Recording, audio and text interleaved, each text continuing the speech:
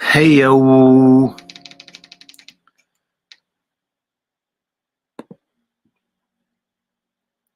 All right, now. Settle down, everybody. Settle down, settle in. No need to panic. Everybody just breathe.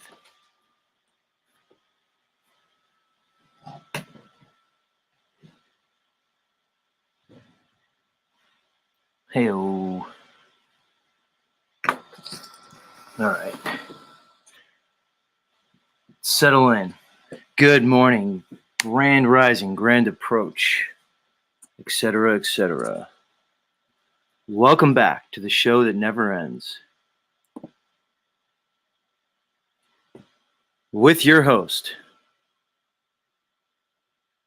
myself.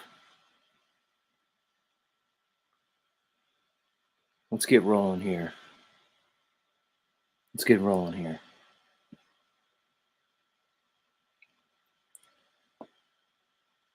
It's not that difficult, people.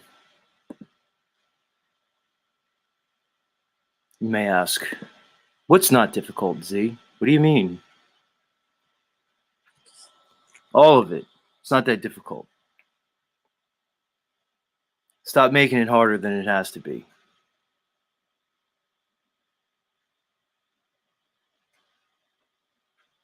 Who's here?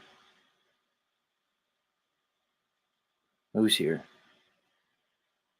Pamela's here. Pamela's here. Pamela's Mystical Musings. We talked about Pamela's channel the other day.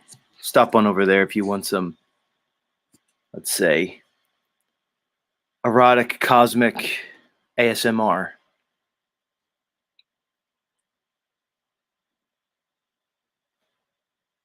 It's quite an experience.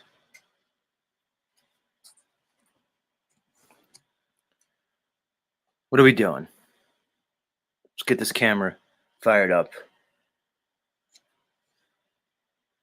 Let's pop it on. There we are. When I say we, I mean me.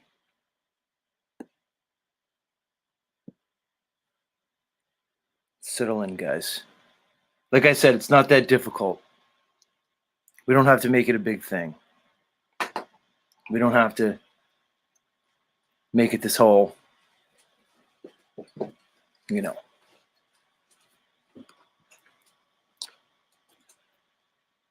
Come on in, everybody. Come on in.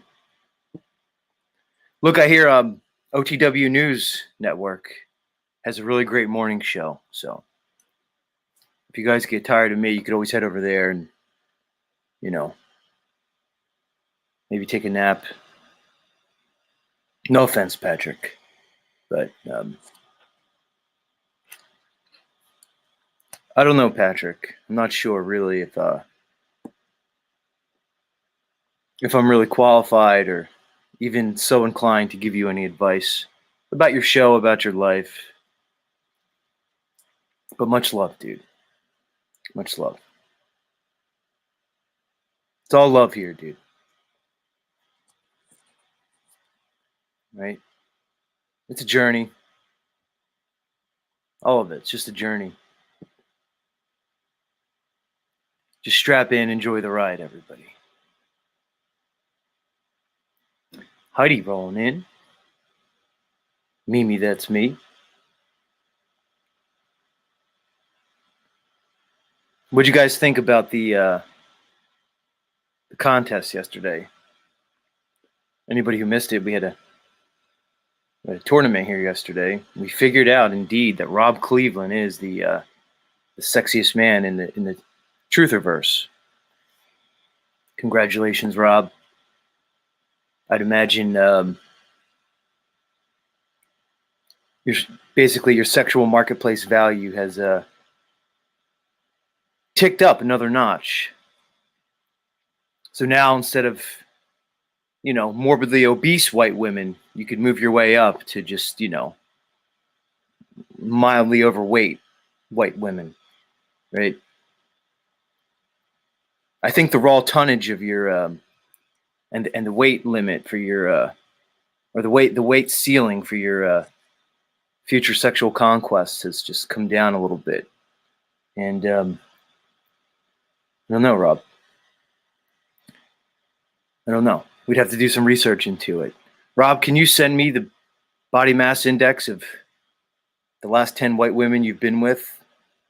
And then we'll monitor the next 10 white women that you're with. And then we'll compare the BMIs between the two groups. And, we'll see if indeed you're, if the BMI on your sexual conquest has gone down somewhat since, you've been dubbed the sexiest man in the Trutherverse. You could even have a control group, Maybe your control group could be like Hispanic women, We're not really worried about the BMI of the Hispanics. We accept a certain, weight class when it comes to Hispanic women, The rice and beans really helps them with that extra layer of adipose tissue that, well, some of us enjoy. One might say, not necessarily me, but certainly others.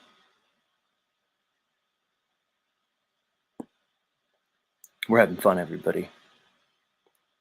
Who's here? Who's here? Roper's here. It was nice talking to you the other day, Roper. Much love. Good to see you. Smoking Truth TV. Smoking Truth says, to be honest, out of all these community channels, Z, you're the only one I turn into. Love your passion regarding the flat earth. Keep doing you, bro. Hey, man, I appreciate that comment. That's where I am right now in my whole mind space, my whole consciousness. The last couple mornings when I've been coming on here, I haven't really had any anxiety or stress because I'm embracing the whole process. I'm doing this for me, really, as a creative expression. Anybody who wants to tune in, tune out, you're welcome. It's your journey. But this is about me at this point. And it's helped me come to some form of resolution with the process.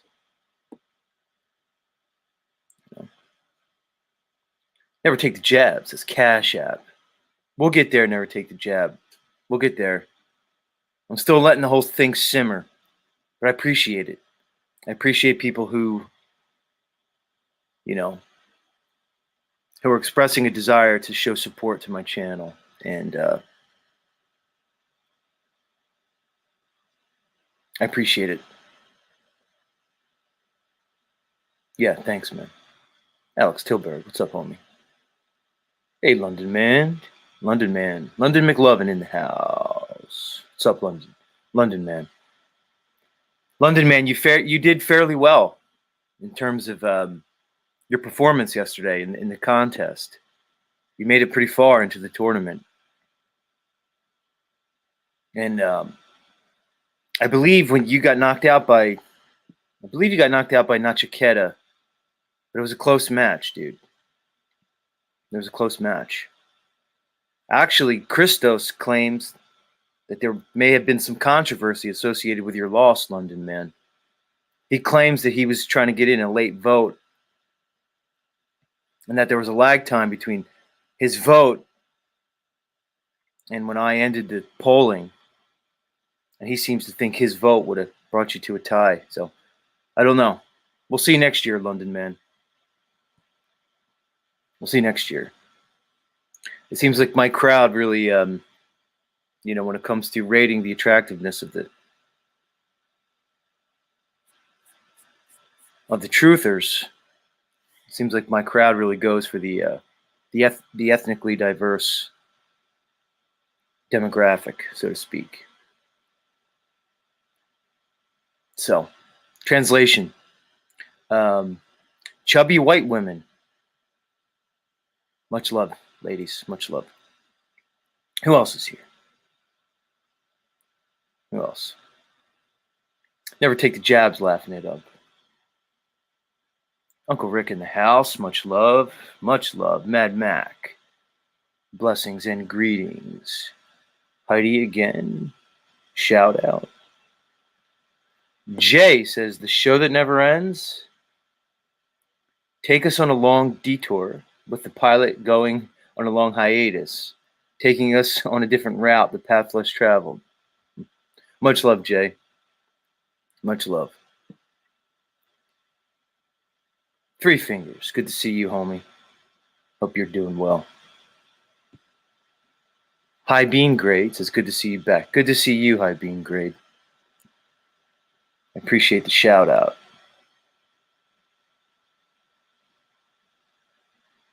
In a Cold Experiment. Much love. Spirit Taco. Good to see you, Spirit Taco. Squirrel Sniper. Good to see you. I think I saw Squirrel Sniper on a panel. Maybe London Man's, when I was checking London Man's stuff out. I think I saw Squirrel Sniper for the first time. Much love, Squirrel Sniper. If I recall, my impression was favorable of you. For what it's worth. Many blessings. Hey, Marika. Marika. Good to see you. Very good to see you. I hope all is well with you, Marika. Last I remember, you were, I think you were in Greece. Either way, welcome. Well, I missed you too, Marika, and I hope you're well.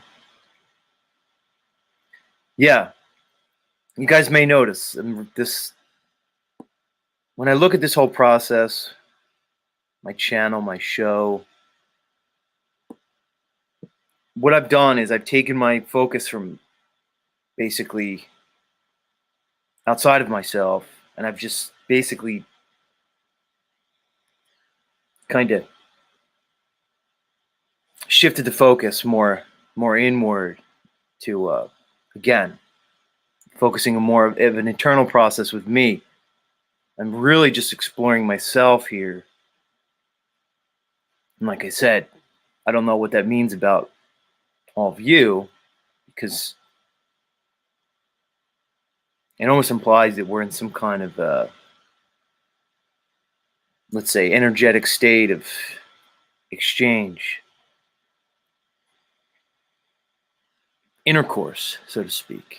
Let's leave it there. We don't want to scare everybody away, you know. And the thought of, like, you know, me and Uncle Rick engaging in some type of intercourse is really not how I want to start off my day, you know. But I could flip that, because intercoursing with somebody like Marika or Christy Lee dolls, you know, it's a little bit of a different experience, for me at least. Anyway, Chris from South Jersey. Much love, homie. Good to see you, Chris. You're up early this morning. I hope you're well, dude. I like talking to Chris from South Jersey because he has the same accent. He and I share the same Southern New Jersey. There's a difference in New Jersey accents. There's like the North Jersey, which is more of a New York flavor, and there's the South Jersey accent, or Southern New Jersey, which is more of a Philadelphia flavor. You know, it's subtle, but it's, you know, if you know, you know. So, Chris, much love. Rob Cleveland in the house. Again, Rob, I don't know if you're here. Congratulations on your victory yesterday, man. Congratulations.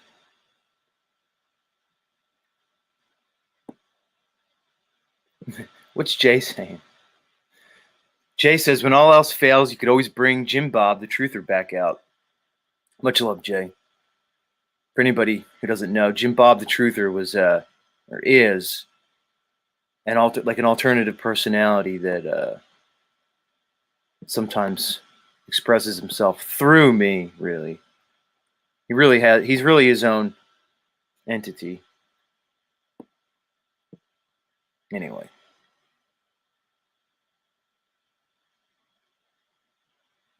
Who else is here? Unslaved cult member. Much love, much love. Tristan Laverack, welcome. It says fractal universe within the eye. Yeah, I like that. I like when people throw out these little statements that I can sort of grab a hold of, play with. Right, fractal universe within. I like that. All reality appears to be fractal in some way.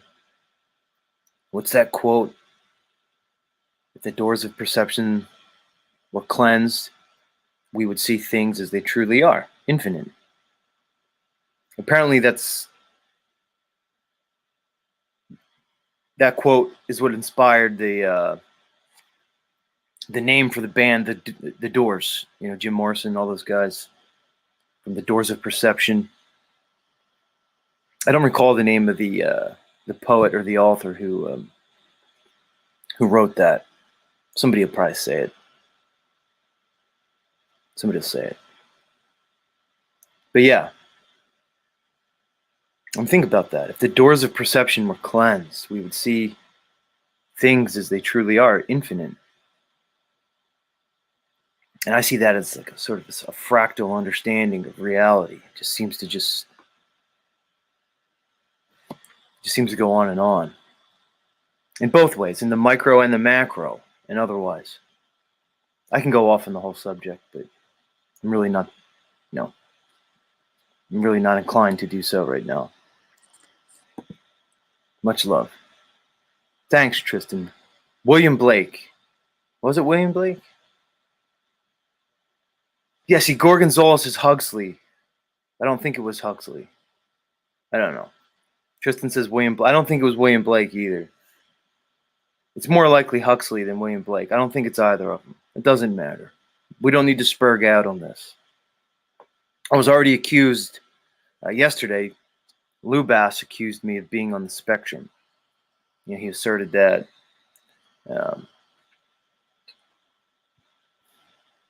So, in an effort to prove Lou Bass wrong, I'll hesitate from exploring topics that bring me down some type of spectrum-like rabbit hole.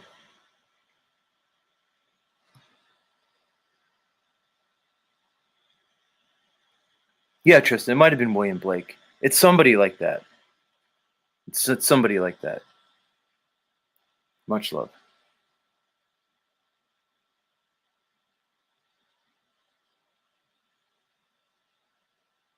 Who else is here?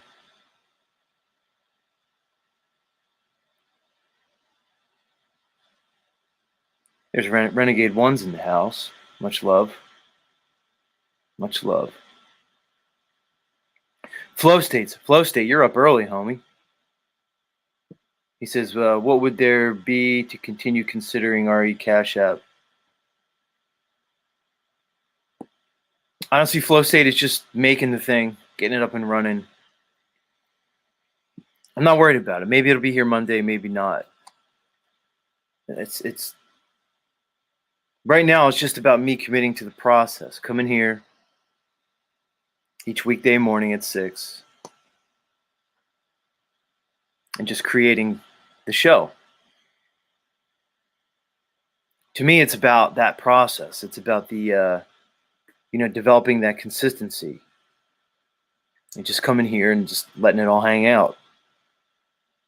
Walking into the unknown. Letting it breathe a little bit. Getting past the discomforts and the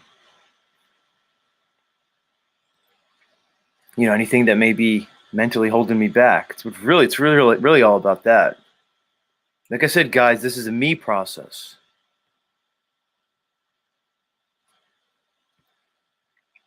I'm endeavoring to grow, right?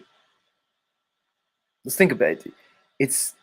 We do the same things every day. there's a routine, but there has to be growth within the routine. But what are we doing here?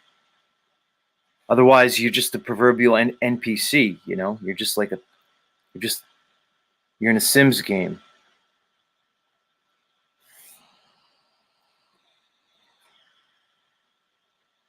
Melodome in the house. What's up, Austin?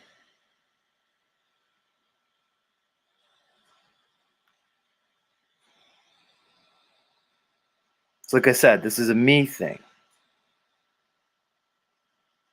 Because what I noticed, and I'll speak for myself, when I was, you know, first starting broadcasting. I mean, I've only been on here for about 6 months, maybe 7. But I put, hundreds of hours in, likely, at this point.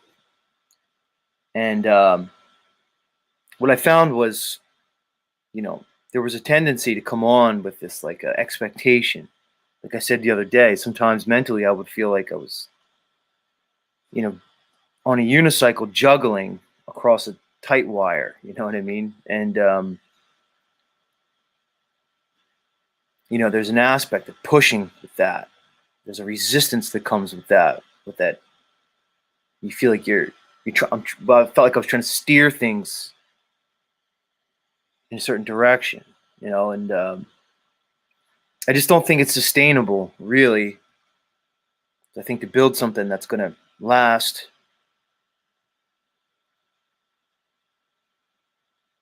I figured I needed to take a different approach. Just let it go a little bit. Moose is in the house. He's going to be talking shit. He said, I came to see some energy, but this is some weak sauce. I'll be back when Z gets back to captaining the ship. Much love, Moose. Much love, homie. How you doing, Moose? So I need to admit something regarding me and Moose, or my thoughts towards Moose. The other day I said to Moose that I wasn't a fan of him and that I said he's not funny. But Moose, if I'm going to be completely honest with myself, the audience, and the almighty God, whatever that God may be, I find myself laughing sometimes, actually often, uh, at Moose's humor. So, all right, Moose, you got it out of me. You make me laugh. So, do what you want with it, Moose. I mean, I don't think I'd ever follow your content as such. Like, I can't really see myself at some Moose channel. But I think Moose realizes that. That's why he's placed himself in some kind of producer category. So I don't know, Moose, if you want to talk about it more, you know where to find me. But yeah, I'll admit it, Moose. I can get past my hubris, my ego, and I can admit that you were pretty much cracking me up yesterday. So much love, Moose. Much love, dude.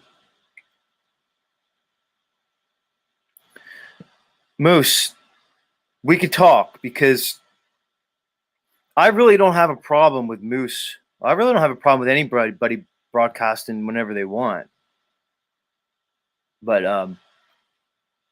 there was a little issue between me and Patrick yesterday. Some of you may have witnessed it, and I don't have a problem with OTW News broadcasting whenever he wants, obviously. But my contention was, Patrick from OTW News, man, you can't really just come. I'm not going to let you come over here, promote your show, and you're going to stream over top of me. That was the whole issue, Patrick. That's it, dude. You made it a whole thing, Patrick. Get help, dude. Here he is. Patrick's here. Patrick, do you want to come up and talk about this? Would you like to? Or do you want to just leave it where we left it and just go from there? Let me know, Patrick. If you say yes, I'll drop the link. I usually don't like dropping a link this early, but if you want to talk, but you're here, Moose is here. But I'm gonna fucking drop the link. Anybody wants to come up, come up.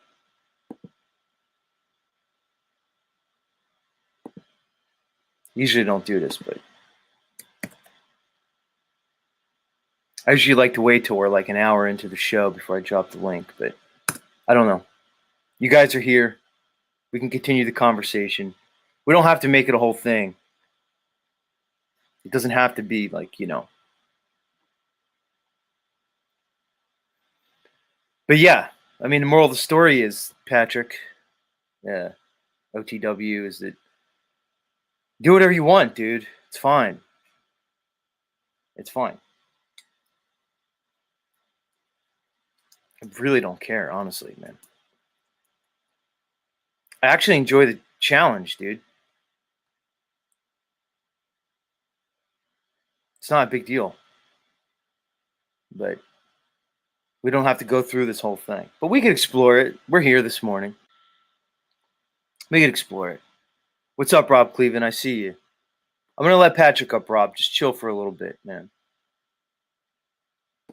Welcome to the stream, OTW. Yeah. OTW News in the house. Yeah, sorry, man. I wasn't ready. I should have been better prepared. Click the link So what's too up? fast. What's up? Where do we want to go with this? Where do you want to go with it? Yesterday, you were trying to negotiate time on. Yeah. No. I was that, right?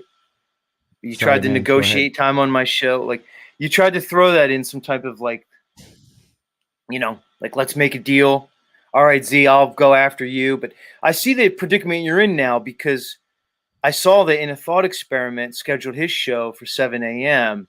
But I saw Paul left a comment and he said, push it back. I'm fucking not going to wake up 5 a.m.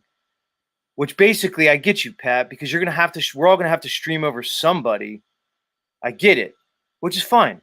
But my point was, you and I can't have this like super cozy relationship if you're going to stream on top of me. That's the whole gist of the story, bro. It doesn't have to be anything more than that. Moose is here too. I'm going to bring him up. Good morning, Moose, gentlemen. Moose, welcome to the stream. Hey, I just wanted to say, for people out there that think I have a problem with you, I don't. I think you're actually funny when you make fun of me. That's the thing that I respect about you is you know how to do it in such a way that there is some truth behind a lot of the things you say, most of them. But when Brian O'Shea does it or other people do it, it's not funny. It's like we're sitting here in a room with just me and you, right? And okay, that's funny for us, but everybody that's watching the show is thinking like, what the fuck is going on? So yeah, I don't have a problem with you. I think you're hilarious. You can keep doing whatever you're doing and just know that I'm that enemy that's your best friend. You know, I'm only here to help drum up business, get the drama going, keep people talking about your name. I really have no beef with you guys. Well, I mean, I'll have to say, Moose, it's hard to disagree with that, dude. I really don't have any issues with Moose or you're really anybody. Patrick, the only issue I have with you is we obviously have a history. You and I have a bit more of a relationship. I have more of a relationship with you than Moose and Yurt. Okay, obviously. But the point is, Patrick, it's fine, dude. We're just not going to do this whole thing where I pretend like, I'm going to let you on. It's not how I work, man. It really isn't. It's not the vibe I'm going for, dude. Go ahead, say something, Patrick. I know you want to. I'm good, dude. Well, I mean, not the fact that I'm good to say something. I'm just saying I'm good with you and whatever happened yesterday. It was good content. I don't know, man. Just like, you do your thing, I do my thing. I think, it should not affect our recent, let's say, understanding, right? Like in our relationship, if you want to call it that. Dude, So you should be doubling down on this right now, OTW. I'm sorry to shut up, interrupt you, Moose. but you should be doubling Moose, down on the fact Moose. that Shut up, Moose. You got to shut up now. Brother, you got to shut up now. to double down on this stuff. People have both of your names in their mouth, right? Yesterday, Dude, they were first going, of all, oh, Z and Patrick are fighting, I blah, want blah, to blah, blah, say blah. that I apologize for bursting in here and trying to promote my channel without having to advise you in advance or ask your permission first. That's Don't come from a weak spot. That's not coming from a weak spot. I'm coming from a spot Hold on. Let's come on. I don't want to scream at each other. I'll just fucking get rid of everybody and start just reading fucking nursery rhymes to people. This is where I am, guys. I really don't fucking care, man. No, it's cool. So, I can behave. No, I'm just saying. I'm just pointing. Moose, you could scream and I could throw you out. It's just a whole fucking thing. We could all just do what we want. We got to stop acting like victims. You know, this victim mentality. It's really stupid. It's just dumb. Well, Anyway. you said your issue is the fact that I came and I promoted before I went live.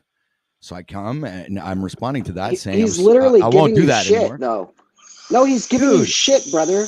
All right, you got to understand something. I have in my mind, I don't know why, and I don't know how to explain this, but I have like this kind of relationship with Zetetic where it reminds me of the relationship I had with one of my friends for 30 years, right? We could punch each other in the head, and the next day we fucking go out to the bar together and have fun. You know what I'm saying? Like so I'm perceiving the relationship I have with Zetetic as like we'll fight sometimes, we'll argue, we might not agree on things. But I don't believe that Patrick, but you're making you're telling yourself a story, dude. Maybe I am. I'm making a straw man. You're just making a fucking narrative in your head. That's what. Where's Talcott? Moose, this is where Talcott has his wisdom. When he tells us to get out of our imaginations, that's Talcott's claim to fame, man. He should just ride that fucking for the rest of his career. Get out of our imaginations. It's a story that we're all writing in our heads. Patrick, you just made a whole story about me and you up.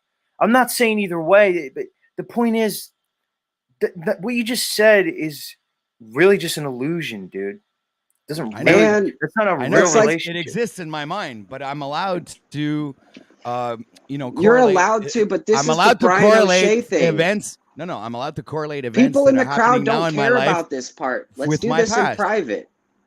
You know what I mean? Well, what do you want me to say then? I'm not bashing at you. I'm just saying the reason why I bring this up is because there's people watching. People want to be entertained. They want to learn something. They don't care about your personal feelings and stuff. You guys could be totally cool in private and totally assholes to each other. I believe that the people that watch are people that it's like watching a Patrick, TV show and you get attached to the characters. You're not hearing me, brother. I support you. You're in your feelings right now. You're not getting the whole picture. This is a broad spectrum. I'm pretty sure. I would imagine that some of the audience hold on. is Don't get pissed off. I'm going to start shuffling people around. Here's the thing, Moose. Patrick, don't get pissed off, all right? Just chill out for a second. On my show, I don't like raising my voice. I don't want to do that.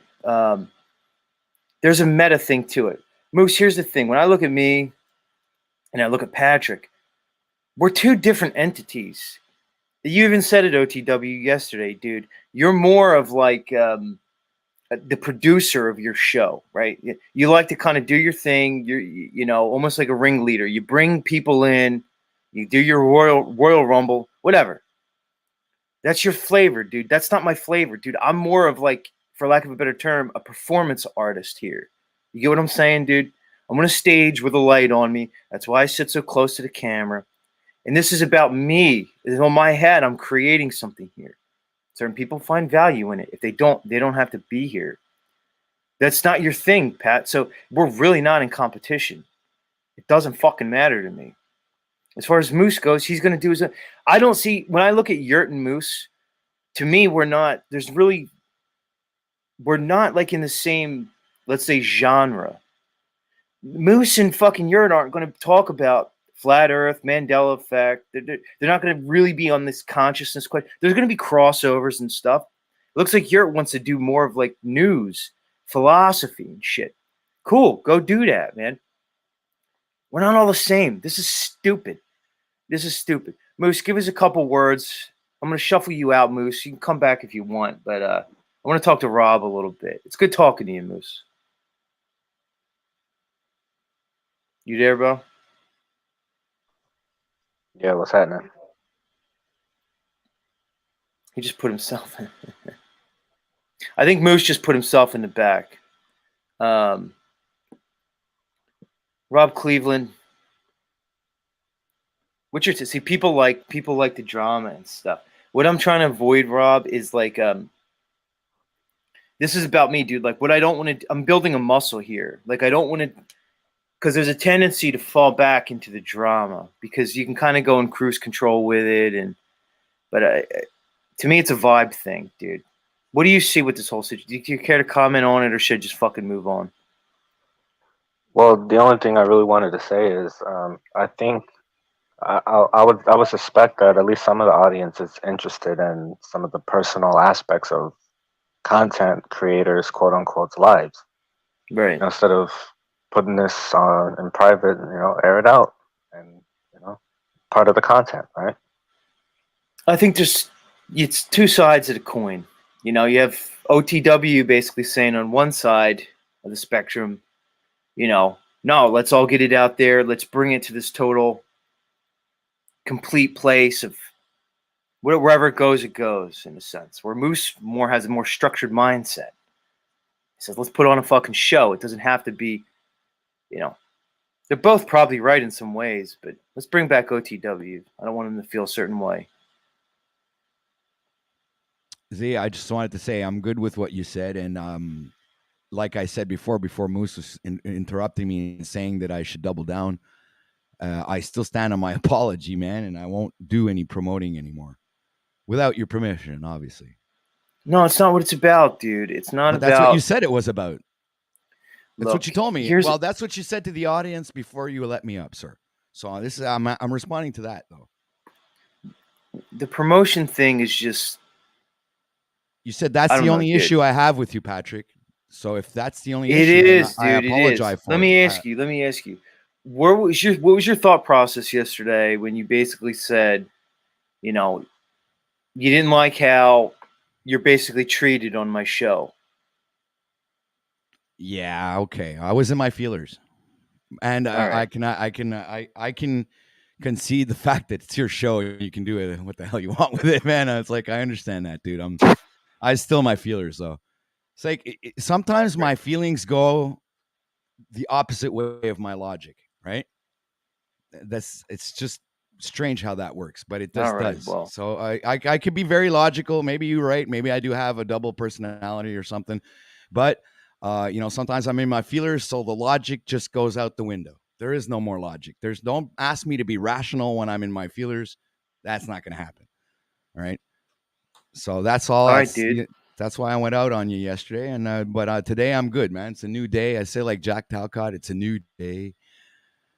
Let's all be brothers and love each other. See, Patrick, if I say, okay, you and I basically right now, and I just say, all right, Patrick, it's nice talking to you this morning. Go take it easy. You're going to feel some type of way about it. You know what I mean? Like you're going to feel as though that I'm in some way, I don't know, mistreating you, abandoning you, or whatever, man. You got it. Go ahead, feel how you want, dude. But, it's not going to be like that. You even commented. You said, oh, you keep Rob Cleveland up all the time. It's jealousy. All right. It's a vibe thing, dude. It's jealousy. I keep Rob Cleveland up because I was jealous. Right. Rob Cleveland has the vibe. Rob Cleveland has a vibe on my show that works for me. There's a resonance there. See, it's an energy thing, Patrick. There's a resonance. There's a harmony. You know about music, dude. Chords, harmony, the whole fucking nine, dude. So I when Rob's up here, it feels natural. It's part of the experience I want to create. That might change. Next week, I might have a different vibe. But my point is, dude, that's what I'm going to go with is the resonance. No matter what, don't feel certain. Feel however you want, but it's not going to really affect what I do here, man. It's not personal. That's what you're saying. I'm really not interested. Because the point is, all right, so right now there's 50 people here. Who cares? Maybe in an hour there's 80. Maybe in an hour there's 20 or 0. But I'm still going to keep going and work through it. So say you go on, half my audience goes to you. They never come back and watch me. At this point, I really don't care because I'm not existing from a scarcity mindset. Because I've already seen my journey here. I already know that I have a certain energy that certain people tend to resonate with. So I've already demonstrated to myself that I can do this. Now it's just about doing it. All right. So wherever it goes from here, it's going to be what it's going to be. So you could do your thing or, whatever it's going to be, man. But again, I'm not going to give you fucking notes on how to run your channel, your show. We're completely different broadcasters, dude. We're completely different. You're opening up panels for 5, 6, 7 hours and bringing people in. So I get it. You're going to stream over people. But that doesn't mean that I'm going to bring your energy into my show when you're doing that. All right, OTW, don't get fucking pissed off, dude. I want to fucking move on, dude. It doesn't mean I hate you. Look, I'll say this in front of my crowd. I said it in front of your crowd yesterday. I respect you as somebody who is a truth seeker. All right. There's going to be a mutual level of respect there. Well, I think there's a mutual level of respect. All right. So it doesn't, whatever. I want to OTW. I want to fuck a lot of people. I don't want to just be like in some monogamous or even some committed relationship with OTW. You know what I'm saying? Maybe you and we get together. We have You want to play the polyamory game with the right. I know this is gross. Like Razvan's here, and he's probably going to, take this to some way and say, "Oh, look, Z's basically gay." Shit on Bible. Right. That I'm going against the Bible. Z said he wants to fuck. No, God, what I'm saying is basically, I'm keeping my options open at this point. So that's just the way it's going to be. Anyway, Patrick. Much respect, dude. Much respect, dude. No worries. Go ahead. I'm going to bring Moose. Moose is still back here. I'm going to bring Moose up for some less fucking. What's going on? Hey, Patrick, I just want to be clear, dude. It's all in love, and I'm Hold telling on, you I'm this. letting him down. Don't be mad, Patrick. Go ahead, Moose. Say your thing to Patrick. Okay, it's all in love, man. It's and Z, that's the thing you were saying is you're coming from a place where it's not a scarcity mindset, it's abundance mindset. There's tons of people out there. Some people are going to resonate with Z. Some people are going to resonate with Patrick. Some people are going to resonate with Jack Talcott, and that might throw people for a loop out there. But the thing is we can all work together in a way that benefits everyone without hurting each other and without getting your feelings hurt. You want to be a broadcaster, Patrick. You want to be here every single day, and I'm here promoting you. But I'm also telling you to stop getting in your feelers online, because as your fake producer, it is in your best interest to not show those feelings of jealousy, to show those feelings of envy. When I show feelings of jealousy, like, Z's, the new second man or whatever for Paul, that is all for show. That's all to drum up the people in the crowd, to get people to talk about us more. So you got to understand that when I'm coming at you, I'm interrupting you because I don't want you to say something stupid that you're going to regret later. Anyways, I yield. You don't think it's good for people to see like the raw stuff coming from people? I do think that the truth is the most beautiful thing in the world, right? To me, sometimes it's scary, but at the same time, we're here doing an entertainment broadcast, right? He's here to try to make a living. Do you think Howard Stern or any other professional that does broadcasting would let themselves get shown like that on the air, unless they specifically knew exactly what the consequences were going to be? Everything is planned out. Everything is calculated risks. And that's my point. You. Good point. Touche. Moose, what are your goals, man? We don't have to talk about your goals in life, whatever. But, we all have different motivations for being here, right? Presenting ourselves. Like I said, I realize more and more my goal for being here is to express myself in a creative way. For me, Moose, that's the only way I could come to some resolution with the process where I can come here without being resentful. A lot of that, Moose, is me, like somebody was mentioning earlier, monetizing in some ways. Not so much with YouTube views. I'm more interested in almost like Paul does. You create the cash apps, people donate if they want, they don't, whatever. So to me, that's helping me come to some state of functionality with this whole process. It has to be a creative endeavor for me, or else I just won't do it, man. So that's sort of my motivation, at least now. What brings you here, man? Is it the camaraderie? Is it some sense of like I don't know, expressing yourself, dude? What's your motive for coming here, being on Paul's show, coming here this morning, dude? What brings you here for this? Because dude, you're putting yourself out here, dude. People could dox you. People get pissed. There's the other flip side of the coin where people get psycho, man. So go ahead, man. Floor's yours. Yeah, I came here specifically because I saw I posted in your comment section because I saw your energy was kind of low today, And I get your presentation. It's totally calculated. But I like to see the fire, dude. I love to see you on your game, in your flow state, saying the things that come out of your heart, out of your mind. I come on the metaverse for community. I talk to people on a daily basis. I do business with hundreds and hundreds and hundreds of people. There's a lot of people in the world that have their eyes closed. I come here to try to find a place where I can try to be myself. There's a lot of times where I play a character, but there's also a lot of truth in these characters. Every single character I play, whether good or bad, it all is part of me. And I'm trying to utilize my ability to cause chaos for good, because I am very good at causing chaos. I'm very good at trolling people. I'm very good at getting in people's heads and stuff. And that's that I would say that's a tool of evil, but I would also say that I can possibly utilize it for good. I also want to, I'm a good hype man. I've always been a hype man for my friends. Even though you might not say we're friends, I would say that I would call you a friend over more people on this place, because I can actually trust you. I trust what you say is true. I trust that you are the person that you present yourself as. If we were in a fight, if a bar fight or something, I don't think I would look over my shoulder and be like, where the fuck is Z? I think you'd be standing there with me. And that's the kind of people I want around me. Not people that want to fight, but people that are willing to stand for something, people that are willing to have conversations, and people that are willing to kind of like to be there for you. Because throughout life, with people without fathers and people without good communities and stuff, you don't have that sense of camaraderie amongst males. You don't have that fighting that you find in these streets. And these arguments that we have, and getting into the deeper issues, dude, like me, like diving into my own psyche and going through all that shit with Paul is actually making me a better man for my community, better man for my wife, better man for my child.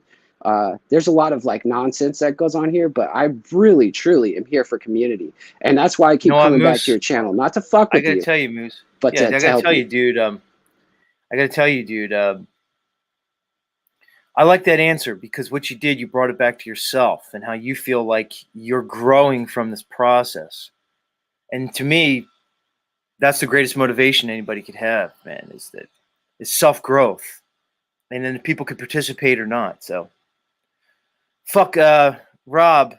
I would say the last couple days and weeks, I've softened my mindset towards Moose, because really, I could choose to listen to him or not. So why would I hold anything against him? And much love, Moose. Appreciate it, dude. It's good talking to you this morning. Much love, brother. And I just want to say one last thing before you throw me out is much like Benton, you just said like you don't have to listen to me, right? Well, Benton utilizes my abilities for either good or chaos too. And he doesn't, he will bring me up, let me do whatever I got to do, and then he'll be like, "All right, it's enough of you. Go." And I don't mind if you do that. You can utilize my abilities to either enhance your show or get me people pissed off at me. I don't care. Either way, I want to see you succeed. That's the fucking point. I want to see us all succeed, and keep fucking rocking it, brother. Much love. Peace, Moose.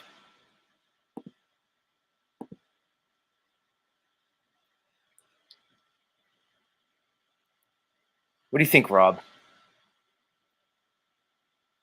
Rob, you know, you have a pretty good overall understanding of like, a lot of these quote unquote communities and what they're all about. I just think this, dude, everybody's here looking for different things, man. So what else is there to do? Just present yourself, present your content, and let the chips fall where they may. Who fucking cares, guys? This is stupid. Go ahead, Rob. What are your thoughts, dude? Yeah, I mean, you pretty much just nailed it on the head right there. I mean, this is only like a little aspect of our lives. This isn't our entire life. It's just a little aspect of it. That's it. Yeah, man. To me, I had to make this a selfish process. I just had to. I'm not really. I'll just say it like this. If one believes in what they stand on, if they believe in their own abilities, if they believe in their own journey, if they realize the work they've put in to basically mold themselves. If somebody realizes those things, you know, it helps you get to a point where you achieve some level of, let's say, I don't know, it's almost a respect for yourself. It's almost, like I said, it's just it's a you thing. I just keep coming. It has to be a creative process here. It has to. My favorite shows are the ones where I'm actually enjoying myself. So that's what I'm just going to do for here on out. It's like yesterday. Unexpected things happened. We had a contest that was silly and fun. But through that process, I got to interview Flatman X for like 20 minutes at the end of the show, where we got to talk about some cool stuff. See, Rob, if I came on here and I just put, in the title, topic for today, flat Earth, consciousness, are the cosmos, are the heavens the actual abyss of hell? It just wouldn't have materialized in the same way. The content wouldn't have been as valuable or as good in my book. So the point is, I went with the idea right off the cuff to have this stupid contest. It was fun for me. It was fun for the listeners, many of them. And then through some strange alchemy, I was able to meet Flatman X, a guy who I'm a fan of in some ways, and I admire his work. And now at some point in the future, we can co-create. We met it. See what I'm saying? I didn't set out to meet Flatman X. I didn't go into his, inbox and say, hey, let's schedule a fucking interview. It just happened naturally, dude. And to me, that's the beauty of this whole process. You never know, man. And since I've come online, that's always been my journey. I came online just talking. I wanted to express myself. My very first video, which I took down because I was like so nervous, my voice is like cracking and stuff. My very first video I ever did for YouTube, I said, the only thing I can give you that's original is my perspective. I can't sit here and say I really know anything, or I'm going to give you some key or be some sat guru for you. But I have something that nobody else in the world has, and that's my individual perspective. And all I could do is share it with you. And I think that's what any artist does, right? So the next thing you know, I came out. All of a sudden, I'm having conversations with all kinds of people who I respect and I enjoy, man. It's not like I had some conscious intention to talk to, like, say, a Martin Lika, a Brian Stavely, a Paul Unslaved, an Austin from the Melodome, my friend Trinity Dave. These are people who I respect their work, I didn't get online with some conscious intention to bring it there. It's just where my path brought me. So wherever my path brings me from here, it's going to be what it is, Like my next guest I'm going to bring up. I never thought that I would meet the likes of somebody like London Man, but through my journey in this process, we've crossed paths. We could resonate on a certain level, right? It could be as he's creating his process and I'm creating mine. We can in some way intercess with some type of co-creative process. Call it a collaboration. It doesn't have to be any more than that. With that, let's welcome London Man. London Man, welcome back to the stream, homie. Peace, Z. Peace, Salute, bro. How we doing? How we doing, guys? What's up, homie? Fantastic. So, London Man, this is the first time you're on since the contest yesterday. You were kind of bouncing around in the chat, so I'm assuming you heard at least most of it.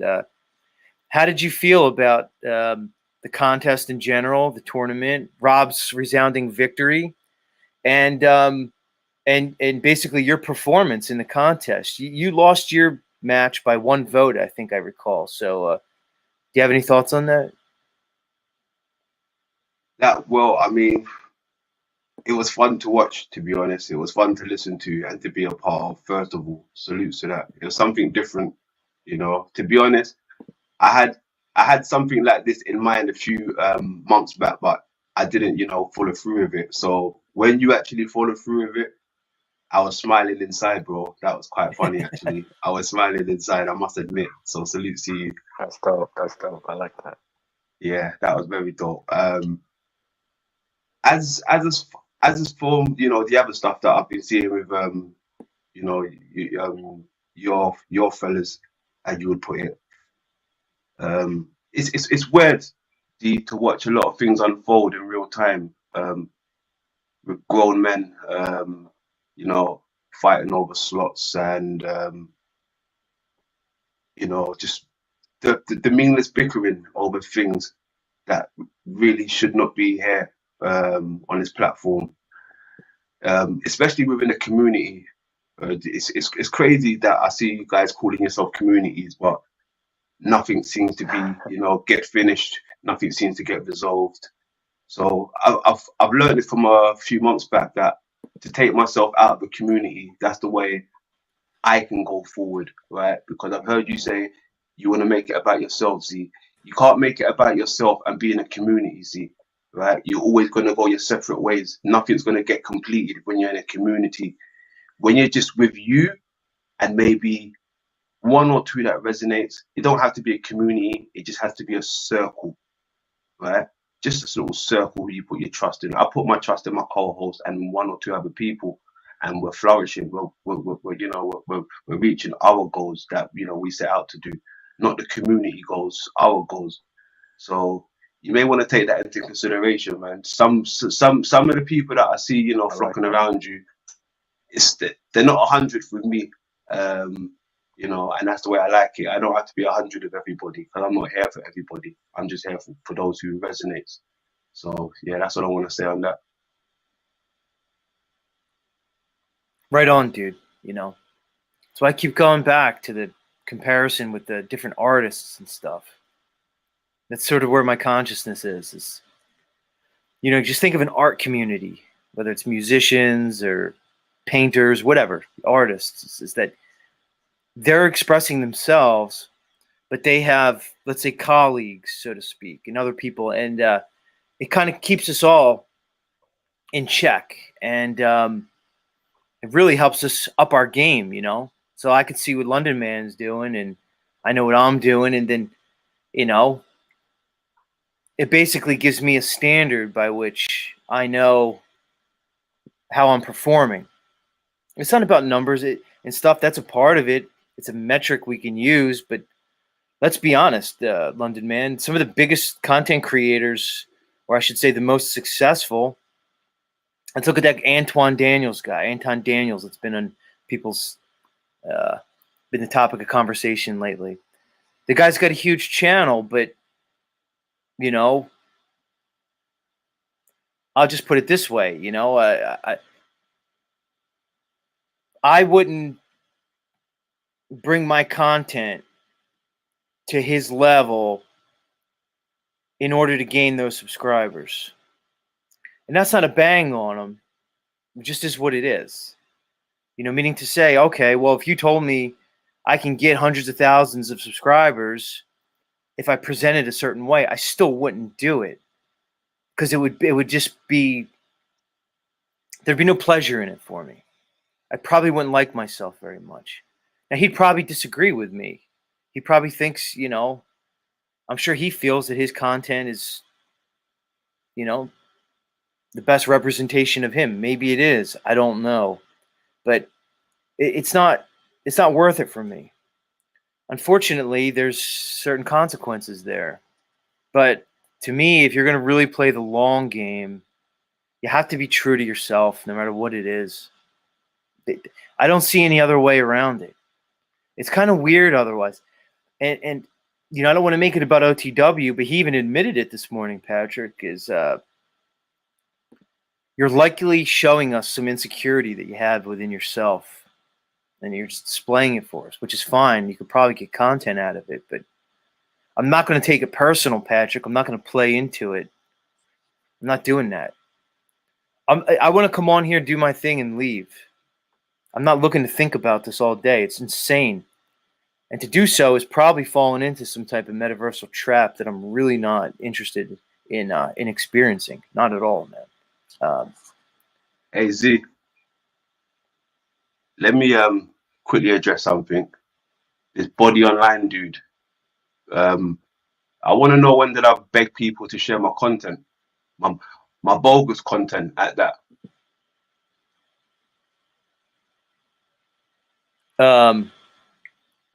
That's Mitch, dude. He's just gonna be here. And much love, Mitch. I don't know Much Mitch. love, dude. I don't know You know. Mitch. You said Mitch like I'm supposed to know Mitch. I don't know these people, bro. I don't pay attention to them. They pay attention to me, obviously, you know, but I don't know these people. I'm not here to get to know these people. I'm just here to do my work and, you know, keep it moving. People who resonate, they resonate. He don't resonate, obviously, because he's saying some shit that don't resonate with me right now. So yeah, it's all love. It's all love. Mm-hmm. You know, I'm trying not to ban people. Plus, with Mitch, it doesn't matter. If you ban him, he just comes back with another sock account. To me, London man, when I look at the chat, I was thinking about this the other day. You remember watching these old plays, these Shakespearean plays, where they represent, let's say, like the Roman times and the Roman Senate and the emperor. There was always a chorus. You know, that's where the original term chorus came from. You know, hear it in music and stuff. But there was like this picture, almost like a parliamentary situation, and there'd be like the crowd, and they would shout out, and they'd echo certain things. And I see the chat as like the chorus, and they're going to throw their voices up. And when I look at somebody like Mitch or somebody who presents like that in the chats, to me, it's just a voice. It's an echo. And then what I do is I observe it, and then I monitor how that information makes me feel. And I look at that because I realize that any emotions that I have regarding the echo of the chorus really has everything to do with me, myself, my internal space, where I am, and really nothing to do with them, because it's just information that they're presenting, whether it's through speech or through the written word, and it's just me interpreting their information. If Mitchell and I spoke a different languages, he'd be saying all this stuff and it would have no effect on me because I wouldn't be able to understand it. The only reason it's having an effect on me is because I have a commonality in language with Mitch. He's expressing, and I'm able to then receive and process what he's saying. But otherwise, it's just information, you know? So it's just a different way of categorizing it. Because I was going through it, I was banning people and stuff, and you know, and I still may ban people. If you're causing a huge, like if somebody just came in and was spamming my chat, well, okay, they have to get banned. But I don't know. That's just where I am with it, dude. You know, I'm just speaking for me. London man, and just I think whoever that was in chat, I'm pretty sure, like I said, it's Mitch. I think he was talking to me. I'm not sure he was referencing you, but I could be wrong. Yeah, no, I'm pretty sure he's referencing me. I'm pretty sure. So Flow State's here, man. Flow State, dude, you've been active lately. I'll put the link back in. Maybe Flow State wants to come up and talk a little bit. Flow State's been pretty active. Yeah, in these streets. You can come up and talk, Flow State, if you want. Yo, Yeti Life. What's up, Holmes? But yeah, London, man. Here's the thing, dude. Like, with your stuff, London, man, your content is, let's say, pretty experimental, right? Your thoughts are abstract, and they're some consider them like an alternative viewpoint on this reality. And certain people are going to resonate strongly with your stuff. But I don't really see like a crossover between like London Man and like your. It's even stupid to think about it like that, guys. It's very limiting. It's almost immature in a way. London man, do you see maturity as a factor here? You know, do you think, are we all playing into basically some social engineering plan? You know, some, let's say, controlled opposition mechanism used to just basically used to keep us in a state where we just sort of rip each other down and destroy each other, do the job for them. I don't know, man. What are your thoughts, dude? To a certain degree. I kind of hear what you're saying, especially when it comes to the mind itself. What we can accomplish with it. I've noticed, when I do look at some of these movies and read some of these books, especially when it attains to recycle and coming back to hair, it seems like the smarter people seem to be in a better position, while the trolls and the quote unquote stupid folks just seem to be coming in by the dozens, right? But I wonder if that's like a life thing. Like, if we left this world with half amount of intelligence and thinking outside of the box, if we do come back, will we be a bit more intelligent or wiser than the person who left this realm as a nut nut, like a Mitch or something that don't really want to express their creativity in these things. They might just come back as a troll again, keep coming back as a troll. You are what you eat at the end of the day, right? So if you keep eating that troll diet, you're gonna come back as a troll, right? If you open your mind, you probably come back as a fucking guru or something, Right on, dude. Right on. You see, Rob, this is the point where like I'm enjoying London Man. I like what he brought to the show, and now I'm just feeling the urge that this is a good point to wrap it up with him and move on. London Man got to come on, spit his fucking game, whet the appetite for the audience, and now I'm pretty sure London Man's going live later today or whatever. Now people could go check him out tonight. They just got a sense of what London Man's about. They got his vibe. We created. It was a good experience. And now he's going to do his thing later, and people could go check him out. Right, London Man? Am I on the right track or what, dude? Spot on. Right on, man. All right, hit us with something. Tell us what you're doing on your channel and stuff before we bid you farewell. Yeah, bro. But the theory that I've been looking into is pretty out there, I must say. But what isn't out there if you don't open your mind? But my research is leading me, Z, that we could be living in like a crater of some type, and the crater belonging to our eye, right? With all those famous quotes, eye of God, apple of my eye, and all these things. The soul the way to the soul is through the window, right, of the eye, and all these things. I know it sounds out there, but I've got a lot of evidence kind of leading to that direction, especially with the micro and macro world. When I take that into account, it definitely kind of, gives it more legs to stand on. But we've been fed so much narratives to this realm that we live in. And, look, there's only two. There's only globe and flat. In this whole world that we live in, there's only two narratives to this realm. And we haven't seen none of these things for ourselves other than what we experience. So I've came across some other people, see, that's kind of on the same track as me. And I had no idea they've been doing it a few years ahead of me. And it makes me think I've definitely been on the right track then, Z. If I've never come across these people before, and now they're doing the exact same work as me. So I must be onto something, bro.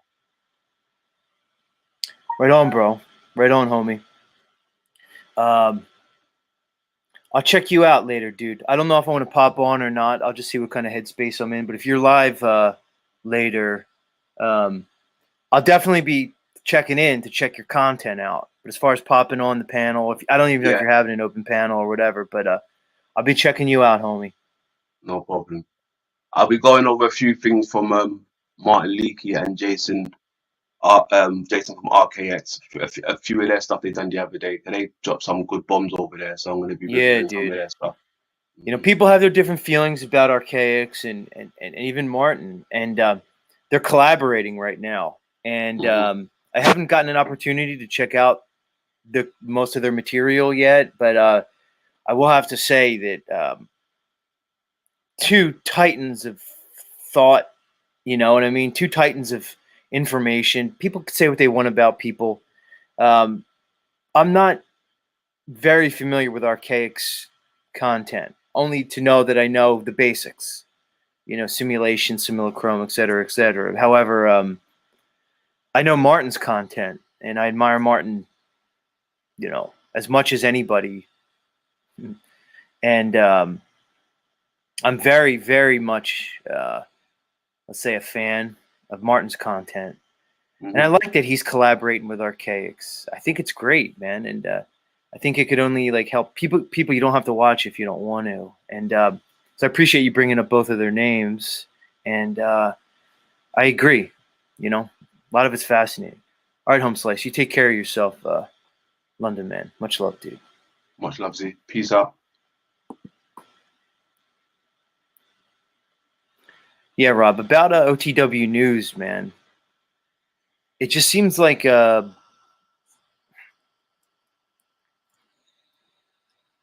don't know, Patrick. It seems like what we're witnessing with you at certain times is you expressing your, you know, your internal struggles, man. But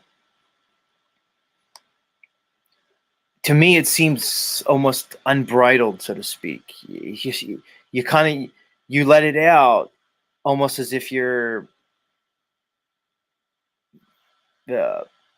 It almost seems it's probably a form of catharsis for you, but it seems a bit extreme, a lot of it, and I'm not really sure how much I want to participate with it, only because it's a vibe I'm not really looking to tap into, man.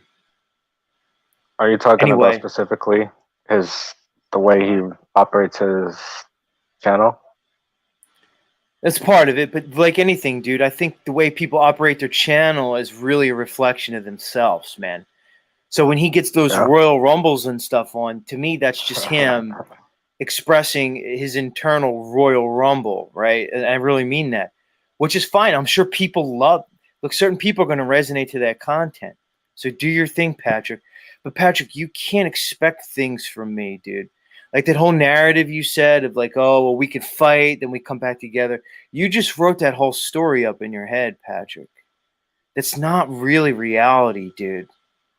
I'm not going to really go along with that in some effort to create an experience with you because I don't agree with it, Home Slice. You know? So whatever works for you, dude. Whatever works for you, man. Let's hit up Green Man. Green Man's been in the chat the last couple of days, and let's just if I don't know Green Man, you could be anything.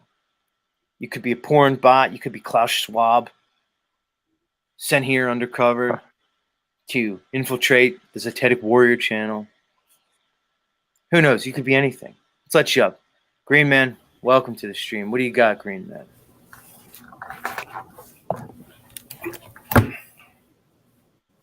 Hello. Knock, knock. Green Man, can you hear me? Hello?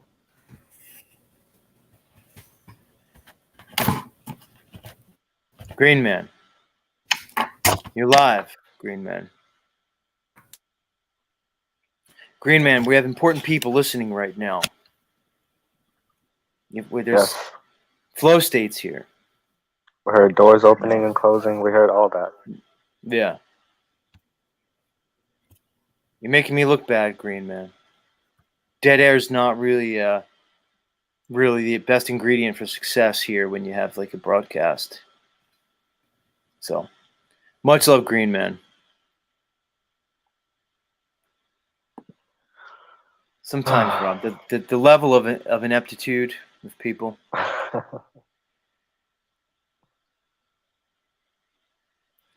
Dude, I think a lot of people, Rob, are just basically over-medicated, dude. That's one thing I notice about this society, dude, is just go out to go to Walmart, go to Slave Mart, go to Target, go anywhere, go to your local supermarket. Just look at people. What'd you say, Rob? So I've worked at Walmart. I've worked at 7-Eleven. Great. I've worked at these different places, man. I've experienced these things firsthand. I know all about it. They're functioning, but only in the loosest of senses. You know, you don't really see a population of people that are really in control of their faculties, man. It's almost like what happens with this pharmakia and these people that are just all farmed up is that it's almost like they're in a video game. Like their life then becomes a video game because they seem to be in some way disassociated from themselves. There seems to be some type of disassociation. And it's almost like, because I've been on drugs, but you know, I've been under the influence of multiple things throughout my life, you know, and you know, so I know the experience. I can speak, but my conception is that then one is basically operating their body almost as an avatar. It's like your consciousness somehow gets, in some way, split from your whatever the animating soul is that's operating all your, you know, all your flesh, so to speak. And then you become separated from that, and you're almost operating your body as some type of external avatar. It's fucking weird, you know? And that's why you see like this disjointed presentation with people. It's the opposite of a flow state. You know, again, flow state's in the house, getting a lot of shine this morning. But so to me, when people say what the flow state is, it's the unification of yourself, really. And maybe that's the, you know, maybe that's the goal, really, is to bring yourself into a state of coordination, to a state of unity. When you're not at this, you're not in this constant battle with yourself. You know, so I see all these people, man. I was at the grocery store yesterday. I'm just watching these people, and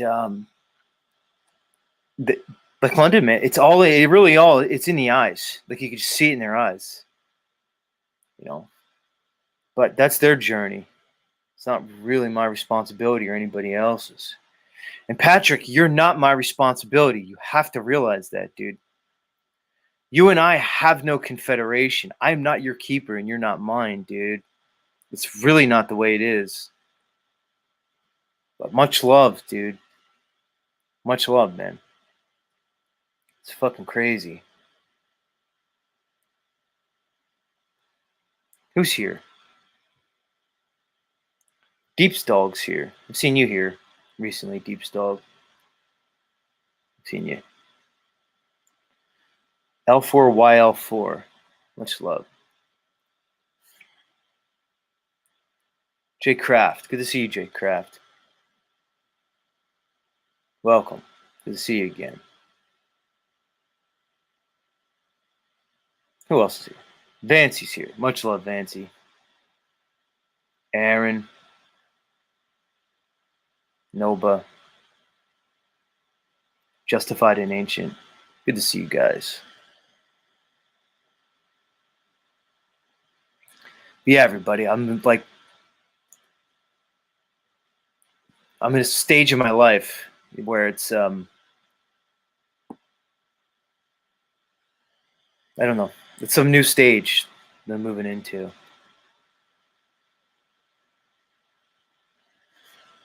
Guys, everything's an internal thing, man. It really is. The only war is the internal war. Of course, things get expressed outwards.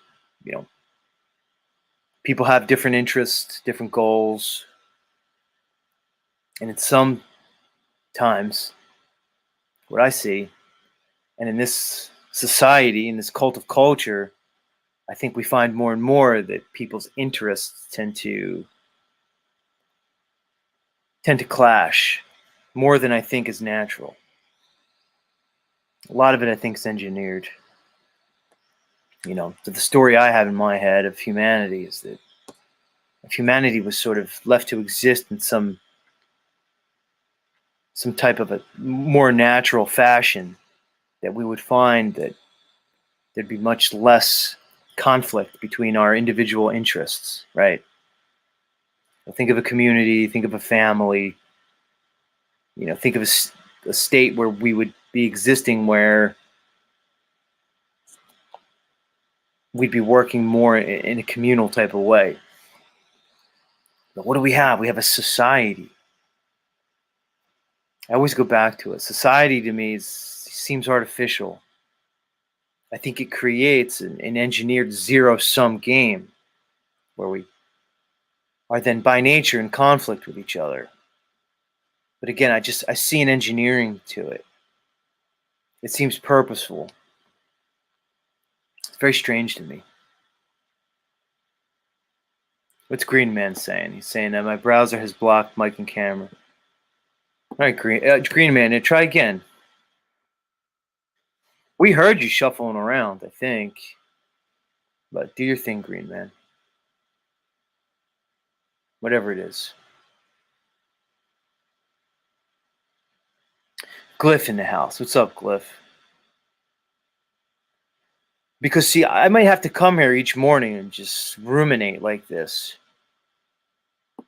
But then one morning somebody pops in and boom, we have an interaction that's just,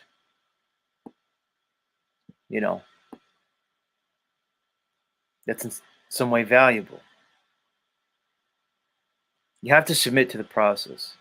If anybody wants to broadcast, I would encourage you is just do it. You just have to do it. It's half the battle. Niall's in the house. What's up, Niall? Much love to Niall. Niall says, Green Man, find the nearest 6-year-old to fix your stuff. Niall, as much as I find that humorous, when I look at myself, I see somebody who is a little bit behind in the technology game myself.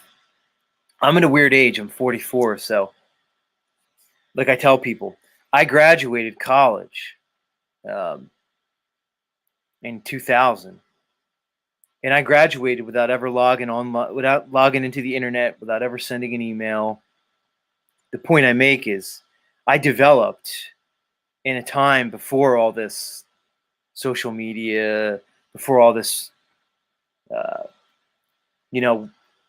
this internet stuff. The internet existed, of course. It was there. At that time, people were just downloading stuff, and it was the whole MP3 thing, and the internet was the Wild West at that point. But my point is, I developed in a world where we didn't have this influence of the metaverse. So I have a certain personality. But I think it helps me because I think I bridge the gap, because I resonate with like an R. Singer who, he's an older adult, but he's not that old. And he can resonate with me because we have overlaps in our consciousness. But then I think I could resonate with some of the younger guys as more of an older brother type of thing. Somebody that they could, So I know that's my niche. Let's set Mitchell up, dude. Let's talk to him. What's up, champ? What's going on? What up? You having fun? You having fun in the chat? I had a little bit of fun, I'm not gonna lie. How you doing, homie? Just give us something. Let's talk, do our thing, and then I'm gonna move on. I got somebody else in the back. How are you? I'm good. I just came to say fuck you and much love, brother. And but yeah, I don't have much for you, man. Thanks for allowing me to express myself, as you might say. Yeah, man. There's no thanks needed, dude. You don't have to thank me. I don't have to thank you. It is what it is, man. Look, Mitchell, we're all out here doing our thing. I want to tell the crowd that this is the point where I kind of give Mitchell a little bit of love, and then, it's for what it's worth. There's London Man. There's Mitchell. We were talking about him earlier. You recognize him, London Man? Here's the thing about Mitchell, guys. He has things that he stands on. He has beliefs and principles. Maybe some of us could take a lesson from him. Whether or not you care for his presentation or otherwise, you can't take that. Mitch, we can't take that away from you, dude. You stand on things. God bless you, Mitchell. but you can help me become better at it by giving me honest criticism like that. So I take that to heart, and I appreciate it. So yeah, I'll work on my presentation. I really will. I know that it's not the most digestible presentation, but Mitch, some of the great geniuses throughout time have been completely misunderstood by the people around them. Some of the greatest hearts, the greatest minds. The only thing, if I were to give you any words, it's not advice. It's that don't hurt yourself. And I'm only saying that to you because I'm really saying it to myself when I say it to you. Do you understand? Because I've had a tendency throughout my life to make things harder for myself, physically and otherwise, in an effort to live up to some self-imposed principle that I had, right? And I'm trying to move past that. So, meaning to say, Mitchell, if you see things in your life, and I'm talking into the mirror right now, but if just whatever, I'm inspired to say these words to you. If you see things in your life that are in some way detrimental to you, it's okay to resolve those things while at the same time holding on to your principles and values and morals and ethics, right, dude? So that's all, dude. And this isn't, guys in chat, this isn't me giving Mitchell advice. It's me looking at Mitchell, looking at a mirror, realizing it's really just one self, one consciousness, and then expressing those words to him. Take it for what it's worth, chat. So much love, all right. Mitchell, dude. Much love, man. I like having you here, brother. Much love. Peace out. I like being here. Peace. Mitchell, everybody. We don't have to fight with each other. I don't fucking care.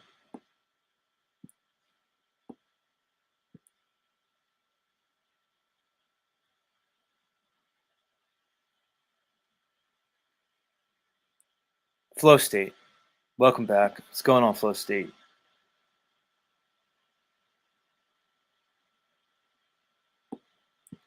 No audio, Flow State. Good morning. You know, you're going to make me not early for work today. These metaverses are becoming time consuming or distracting. Not for me, dude. But I understand what you're saying. Like I said, for me, it's about coming to some understanding with the process and finding again resolution within myself, so I can participate. The process of creating or the process of sorting out your thoughts? It is what it is, dude. We're all here for different reasons.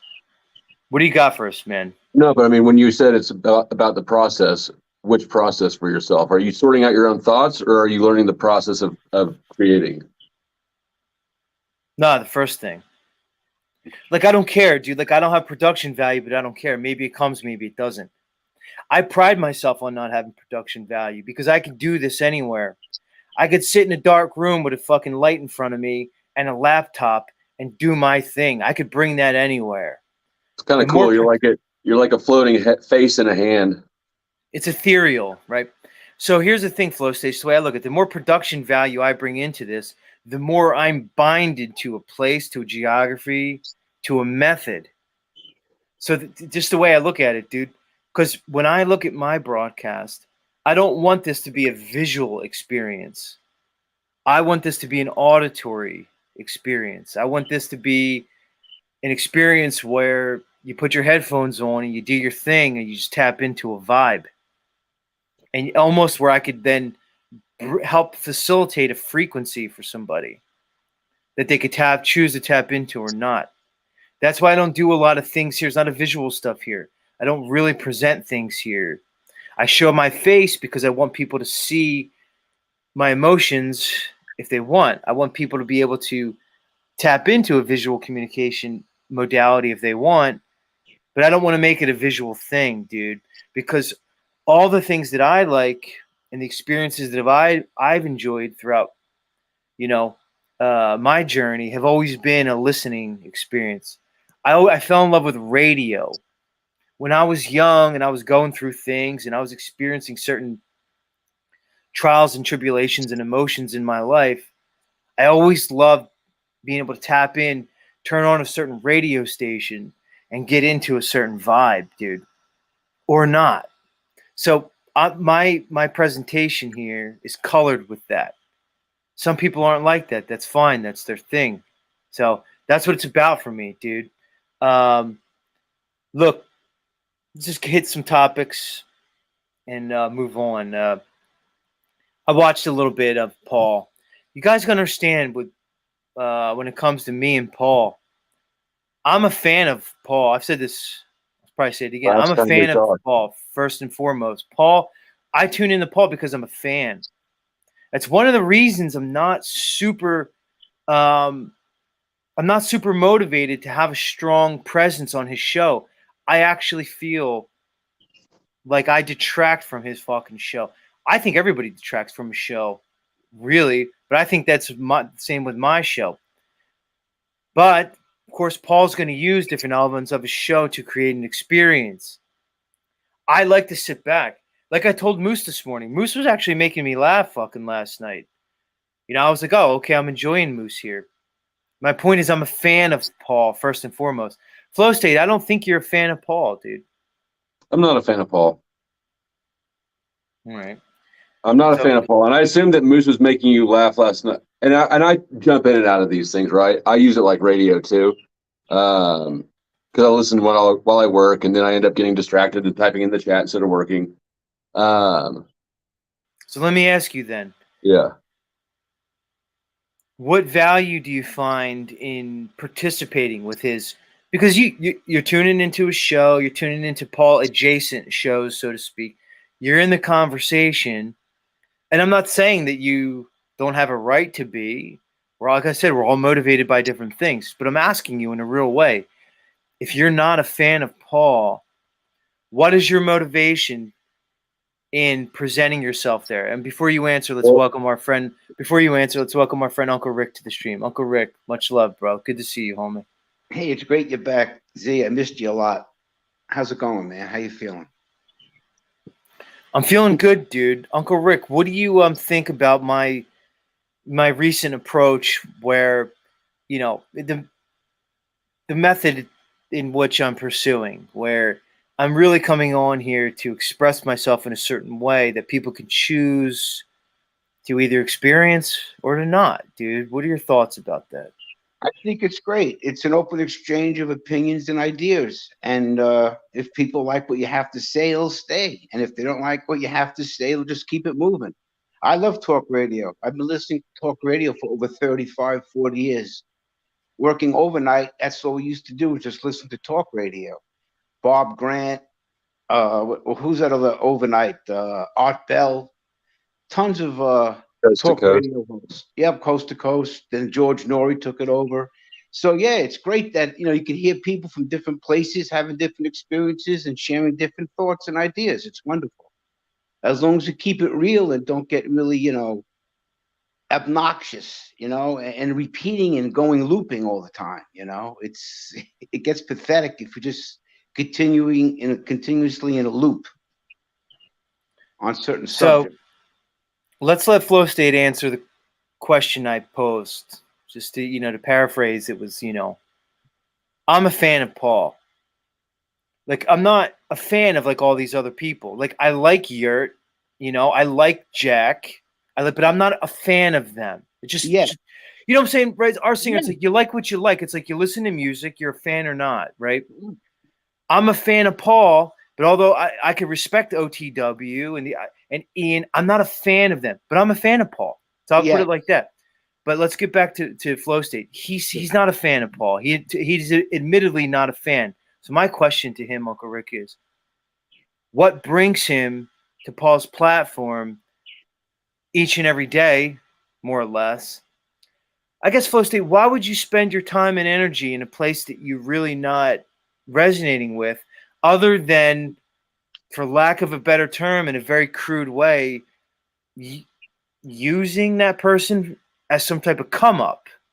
or otherwise. But you put it in your words, Flo. I'd like to hear your thoughts, Flow State. Go ahead. So first of all, I would never try to springboard off somebody that I don't respect. So I don't view Paul as a come up. Last night, when I was interacting, which I generally don't interact with Paul's channel, but last night I did, right? And honestly, I was drawing fire off OTW because I didn't want him to cave to Moose. So, and it worked. Right.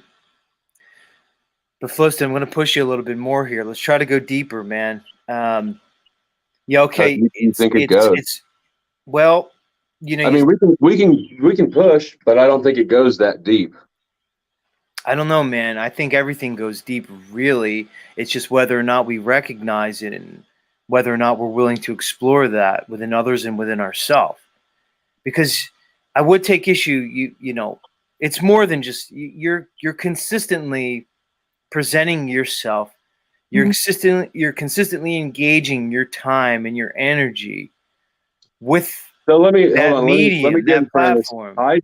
I haven't always not been a fan of Paul, if that makes sense. My distaste for him is relatively new. What's the reason for it? What does he irk you about? He is entitled, hostile, and full of shit, in my opinion. So let me ask you, do you feel in some way then, do you just like the interaction? Do you like, or do you feel like it's in some way your, for lack of a better term, responsibility to keep him in check? Are you helping other people by pointing this out? What's your motive, dude? Do you even know, Flow State? That's the thing. Do you even know? Are you in touch? Are you in touch with your own motives? Let's ask that question. I'm not sure that there is a motive. So last night it was definitely to draw fire off OTW. And yeah, this is my first time actually thinking any of this stuff through. I suppose that Paul's just a catalyst, and I was more concerned about OTW not standing up for himself, right? Like, I don't know. But ultimately, I don't accept responsibility at all for OTW. He's a grown-ass man. He's older than I am, right? So, who knows? I don't have a single. Fair enough. Fair enough on Flow State. Any final thoughts for the audience before I have a convo with Uncle Rick here? Nope. Have a good conversation. Hey, I just wanted to ask Flow State, how old are you? 36. Okay. For some reason, a lot of people have a problem with Paul's age. They really can't believe how smart, how intellectual, and how verbal his vocabulary is. He's really, really an intellectual, smart guy. So if you can't resonate with him on that level, he's not condescending. He's not condescending, but you have to understand where he's coming from too. He just raps. He just packages it. He's entitled. It's his show. It's like either he's entitled to everybody's show. He's entitled to Z's show. He's entitled to OTW's show. Yes. Why? No, man. He's only as entitled as. Look, man. See, that's a narrative, Flow State. It is a narrative, because the reality is we're all in control of ourselves, and by reflection, we're all in control of our platforms. It's called YouTube for a reason. It's yourself in front of everybody, and that's it. So it's really in abrogation. Is that the right word, Uncle Rick? An abrogation? I might have just made that word up. Of power. It's really you turning your power over to something outside yourself to even consider that. Much love, Flow State. No, you're not going to close on that. What I'm saying is he feels entitled to other people's shit. I don't think he's entitled to it. Oh, that's your interpretation of it. Right. It's exactly what he said. Z, you were there when he sent, what's his fucking name, man? O'Shea. Look, Paul just knows that if people are going to be in Paul's experience and that dynamic, he realizes there's a power dynamic. It just has to be like that, dude. Has to be. That's just how he has to operate, man. To me, it's just power dynamics. It's just natural. Uncle Rick, I just see this all as like natural power dynamics. And Yes. much love, Flow State, dude. Much All right, love. you good, guys. We're gonna talk about you after you leave, of course, but much love, dude. Uncle Rick, man, I don't know, dude. Maybe it's just about finding confidence within ourselves to just be who we are.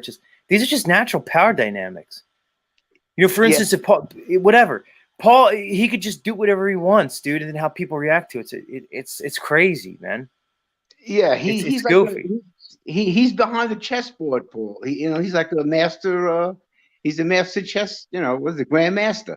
So yeah, Right. I really I admire him, and I really, really love to sit back and just listen to what he has to say. I could listen to him for hours, unlike Jack Talcott, who I could listen to for minutes or seconds. And same with Right. words, for that matter. When I remember what you told me you said a couple of weeks ago about when Word was. Every time Word says something, I said, "Oh shit, I got to go look that up. I got to write this down." When he talks, I have a piece of paper and a pen in my hand just to write shit down, because he's loaded with information. I love Word. I understand him. I understand where he's coming from, and I resonate with him. So it's either you love him or you don't. And Right. Back to Flow State, Uncle Rick. I think whether Flow State is in touch with it, whether or not Flow State's in touch with his own thoughts and motives or not, I think there's more to his behavior than he's expressing, dude. yes, could it be jealousy? Yeah. I don't know, man. Maybe but my impression of him, I think he's not in touch with it, Uncle Rick. Like, I think he's really not, he's not as in touch with his motives as some may think, or he may even wish to be, I understand that. Yeah, okay, sure. It's whatever it is, Flow State. If I were to conjecture, jealousy's probably a good term. He probably, all right. Let me just go. Let me just go all in on this thought. Let's explore it, Uncle Rick. I look at Flow State. This could be me projecting, because how can we know anybody else without knowing ourselves, right? So, if I were to guess Flow State, let me take some liberties here. Is that Flow State looks at himself and he feels as though he can have some type of presence online, for whatever it's worth. Whether, again, if he wants to express or create, or if he wants to, get fiat, or if he feels as though he could impart some wisdom, whatever his motive is, whatever it is, I think Flow State feels as though he has can present some type of value here in the metaverse. And he may be experiencing some of the challenges that come along with it. Because anybody who wants to be a content creator, sure, we'd all love to come on, do our thing, have the whole world fall in love with us, and we could be the new star, right? We could just, bam. And then you realize very quickly that that's not how it works. Even if you get some initial splash, some initial juice, you got to put your time in. You got to really dedicate yourself towards it in so many ways. Like Uncle Rick, I was talking about David Bowie yesterday. I love fucking David Bowie. But all you see with any superstar, it seems as though they sat down, picked up a guitar, and magic happened. They just, we all want to feel as though we're the special boy, and that we could just sit down at the piano, sit down at the guitar, and then our genius is going to express ourselves. That's not how it works. Nobody saw David Bowie when he was 12 years old in front of a piano and a guitar. Nobody saw these great artists when they were working away in sketchbook for hours and hours and hours developing themselves. Nobody sees all the work and effort that goes into establishing oneself. So I'm wondering, Flow State, did you come online knowing that maybe you got something to give, seeing something in yourself? I see something in Flow State, Uncle Rick, but the point is it possible, Flow State, that you came online, you presented yourself in a certain way, you experienced some degree of resistance, and now you're expressing your frustration, as Uncle Rick said, We could put a word jealousy on it. Is it Resentment. right? So then Flow State looks at fucking Paul, sees a guy popping and flowing, sees a guy with juice, and then Flow State starts drinking that haterade. Because the reality, Flow State, you see Paul now, but you didn't see Paul when he spent 90 days in the fucking lockup. You didn't see Paul when he was shooting dope. Yep. You didn't see Paul when he had a fucking gun pointed to his head. Living You in didn't see Paul when his dad was being the fucking basically an emotionally abusive, narcissistic fucking guy. You didn't see Paul. That's Paul's come up. That's Paul's equivalent of fucking putting the hours in, putting the work in, dude. I'll say the same thing about me, Uncle Rick. People didn't see me when I was going to my slave profession, driving every day, putting 12 hours in, getting my teeth kicked in, trying to play into some concept of who I thought this world wanted me to be. People didn't see that part of it. They didn't see me, whatever it is that enabled me to develop into who I am. And now I'm presenting who I am to you, and you guys could either find value in it or not, Flow State. Do you have the vulnerability to show who you are, Flow State? Are you afraid of what that may be? Are you afraid of what you might find if you explore yourself in a real way and how that might manifest? These are just questions that I'm asking, dude. And he's in the, I don't want to read your chats and stuff, Flow State. You're here. I'm exploring this for everybody, and we're just picking it up, Flow State. We're examining it, and we'll put it down at a certain point. But when Uncle Rick brings up the word jealousy, I can conjecture that whether Flow State is in touch with that or not, that may be his most likely emotion when it comes to Paul specifically. Flow State, you're probably jealous and just not aware of it. Take it for what it's worth, bro. Your thoughts, Uncle Rick? He just has to come to an understanding that he'll do what he'll have to do to figure it out. And yeah, I'm new at this also, Z. I'm just hanging out here listening, getting information. I told you my whole life was crushed a couple of years ago, just like yours was. And I'm just putting the pieces back together. Every day my wife and I are not getting along. We haven't gotten along in years. And she doesn't drive a car. She lives down here. We live down here in Florida. And I don't know. I'm going through a midlife crisis myself. So I'm just trying to hold it together. I'm just trying to take one day at a time, trying to work out, eat healthy, and stay focused and not really getting into my imagination as much. And believe it or not, this metaverse does help. People like your channel, I really missed it when it went down. And I love Paul. Paul really just, what can I say, man? I thank God I found you guys. I appreciate really that, enjoyed dude. it. I really do. Yeah. And again, that's helps motivate me because then I realize I come back here. And Uncle Rick, there's a lot of people who've expressed a very similar sentiment. They've expressed that to me. And I see that. I realize that. I could look out and I go, okay, people value what I'm doing here. Uncle Rick values it. A lot of people value it. Hundreds, Yep. if not thousands at this point. And not everybody's as vocal as you are, Uncle Rick. So that's what I realize more and more is that I can come here, do my thing. People could take it or leave it. It's like anything. It's like when Uncle Rick, I used to have I was an audiologist. Many people know that about me. And at one point I had a private practice. But it could be anything. It could be the guy who's, there's a taco truck in town, right? Where I live. There's 2 taco trucks. I went there yesterday and I go there for $10, Uncle Rick. I can get a full meal, dude. You know what I mean? Yes. And the point is that taco truck, they're out there. They're just producing something for the public. You can fucking take it or leave it, man. I don't have to go there and eat. If I don't like their food, I don't go there. I enjoy their food. I like what they're doing. I can go to Taco Bell instead, but I don't because I'd rather go there, get a better meal. The food is created with a better vibe. I can support them. I could support their family. It's just a fucking family who went, they took a risk, they invested, they realized they had value, and they make awesome tacos, awesome quesadillas. People go there. I guess they seem like they're doing well. It's no different in any endeavor in life.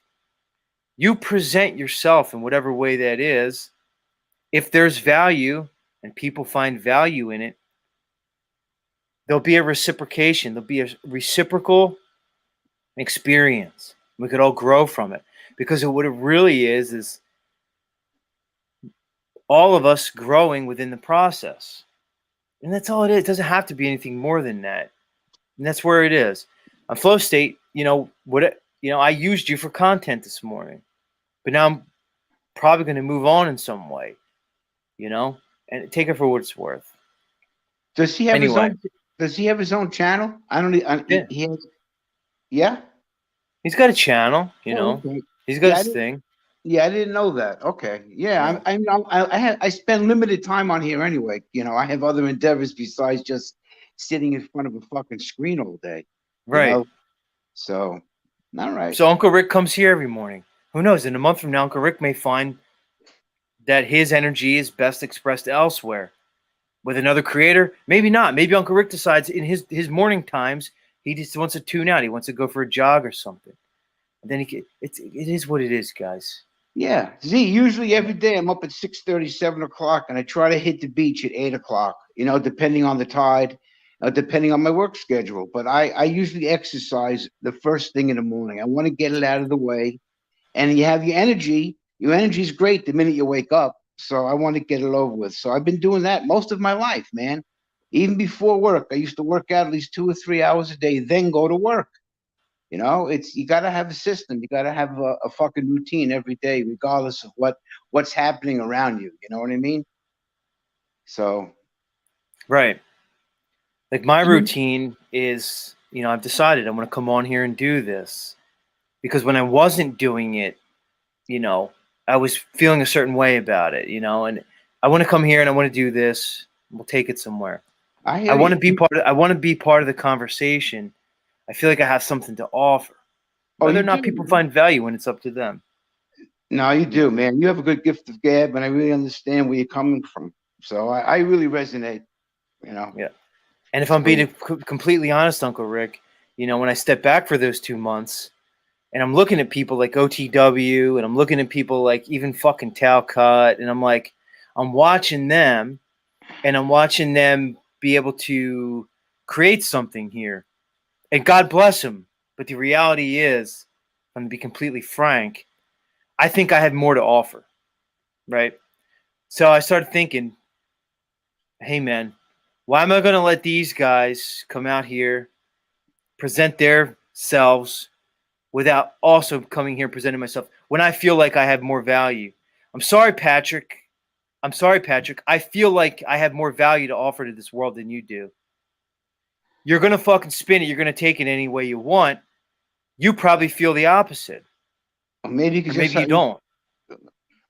Maybe you guys have different content. It doesn't have to be compared or have a competitive edge to it, You're just right. doing your thing, and he's But doing no, his thing. but Singer, if I really am to be honest, people Yeah. can call it ego. I feel like my content has more value than someone like Patrick's. That doesn't mean it can't change. It doesn't mean in 6 months from now. I just feel like I have more value to bring than OTW. Okay. So I'm not going to sit by and watch OTW do a stream and not give myself. And then people could choose. Okay. Much love, Patrick. I'm being honest. But, if I'm going to be completely frank here, Uncle Rick, I just feel like I feel it's like saying, it's like if we're chefs, right? Mm-hmm. I feel like I'm a better chef than Patrick. Okay. If we're both chefs, I'm a better chef. I understand. Now, when I look at Paul, I don't think I'm a better chef than Paul. You see what I'm saying? Yes. I think I'm a better chef than Antoine. Antoine might have a bigger business than me. Antoine might be the Taco Bell of what he does. But like I said, that little food truck that I go to, it has better food. I produce a better product than OTW does. I actually believe that. So, much love, Patrick. You can do what you want with it. You can do a 12-hour show on what I just said, Patrick. It probably won't be as interesting as me sitting here, talking about David Bowie. Anyway, am I getting my ego here, Uncle Rick? What are your thoughts? Yeah, all right, a little bit. You could just, it's okay, Z. It's okay. At the end of the day, everyone has to take it the way they want to take it anyway. I have a thick skin, so I can't be insulted. You can't really, Right. you know. I'm too old. I have too many years under my belt. You understand? You know, it's different for me. I look at life a little differently than you do. I remember what you said. You're 44, Paul's 33, and I'm almost double Paul's age. You know, my wife is 66. I'm 62. You know, so Well, so there's a part of me, Uncle Rick, that wants to go in and kind of explore what you just said about your relationship with your wife and stuff. But mhm. maybe Yep. we'll save that for another time, homie. I don't want to push you into some place that you might Yeah. not be No, comfortable with and oh stuff, yeah, dude. it's totally. You could say mistakes or learning experiences. It's phenomenal what happens also when the dynamics of a situation change. You see how people change for the worse or for the better. You understand? And since this dynamic happened these last couple of years, I see where a lot of people change, not for the good, but for the worst. So I'm just trying to navigate what's going on for the next couple of years of my life. I love my wife. I love her dearly, but we're having some rough waters right now. That's all. Well, dude, That's all I can say. all I could say is, bro, these are some crazy times when there's no doubt about it. And you know what they say, Uncle Rick? This is the hard thing, man. You're born alone, you fucking die alone, really. Yep. And once you can reconcile the concept of death, it's maybe the only way to really live, dude. And Uncle Rick, I think we were sold. That's why I always go back to the engineering, the social engineering that I see that takes place and that's perpetrated upon humanity. Because think of Hollywood, think of these novels, these stories, think of how we interpret information. Yes. It's so ingrained, even through the religions, dude. The Mm-hmm. Bible just might have been like what Hollywood is, like you know what I'm saying? Could it be programming otherwise? My point is this, and not just the Bible, any scripture. I don't want to Any bang on the scripture. Bible. I Correct. value, like, the funny part Yeah. is try to follow the words. I value the words of the Bible very much. I'll just put it there. Anyway, my point is this. When I look at this concept of marriage, or the concept of what it is to you know, what to be in a relationship, Mm-hmm. you know, I see a lot of engineering with it, man. I see a Yeah. lot of, like, it's a fantasy. We build up this fantasy, and then we It's some way fictitious. feel right. We feel compelled to participate in it, man. Mm-hmm. Yep. And so we're told, oh, you find your soulmate, you get married, and that the happily ever after, man. And I question it. Where did that idea come from? Who says that's how it is? It's very, um, it's strange to me to uncover it, and I always go back to this. You know, it seems artificial in many ways, and if there is this, let's say, this social engineering process that's being played out amongst humanity. Who's doing it and for what purpose, man? And then how do we find our place in this whole thing, dude? These are these existential questions that I constantly go back to, man. So, I get it, man. I get it, dude. No, I agree. Of course, you're born into it also. You see your parents, you see your grandparents, you see your friends, you see everything. And this is the way you think it, you grow up and this is the way it's supposed to be. You graduate high school, you go into the army or you go into the military.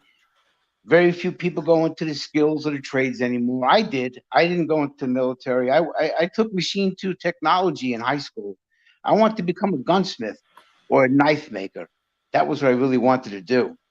And I don't know. I got into baking anyway. It's still a trade or a craft, and I loved it. Baking for 44 years till this shit came. So I was on when you're in a profession and a career that you really love, and everything is flowing, and your life is going really well, and you're in a good flow state. So you're in a good state. Everything was going good for a while with me and my wife, my second wife. But then after this happened. I know I saw her true colors. That's all. Let's put it that way. She's very insecure and she's very paranoid. And it's hard to live with someone who's always paranoid, always worrying. You know what I'm saying? It's hard. I need a break from it sometimes. You know what I mean? So right now she's working, so I'm chilling right now. I have to pick her up later on, and then I'm going to go to work. So, you know, I, I worry about my kids a lot. I haven't spoken to them for a while. I miss them, but you know they're doing their thing. I don't have to tell you, they're both nurses, and they both got what I didn't want. So I worry about them every day. You know, I feel for them. I'm scared for them, and same with my grandchildren. So I'm just taking it one day at a time. Well, Uncle Rick, you know, I appreciate you coming on here and kind of expressing yourself like this. I'm sure many, many people could relate, including myself, dude. Yeah. All I could say to you is, dude, just keep breathing, man. That's where I am, man. The fundamentals of breath, dude. And, you know, it's good to talk to you, homie. All right, man. Z, you take care of yourself, and I'll catch up to you down the road. All right. Much love.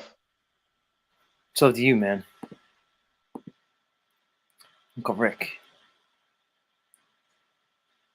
I feel like a kindred spirit towards Uncle Rick. I could what he just expressed, I could relate to in so many ways. Of course, all of our pain, all of our challenges are individual and unique. But of course, we're all going to share the underlying commonalities.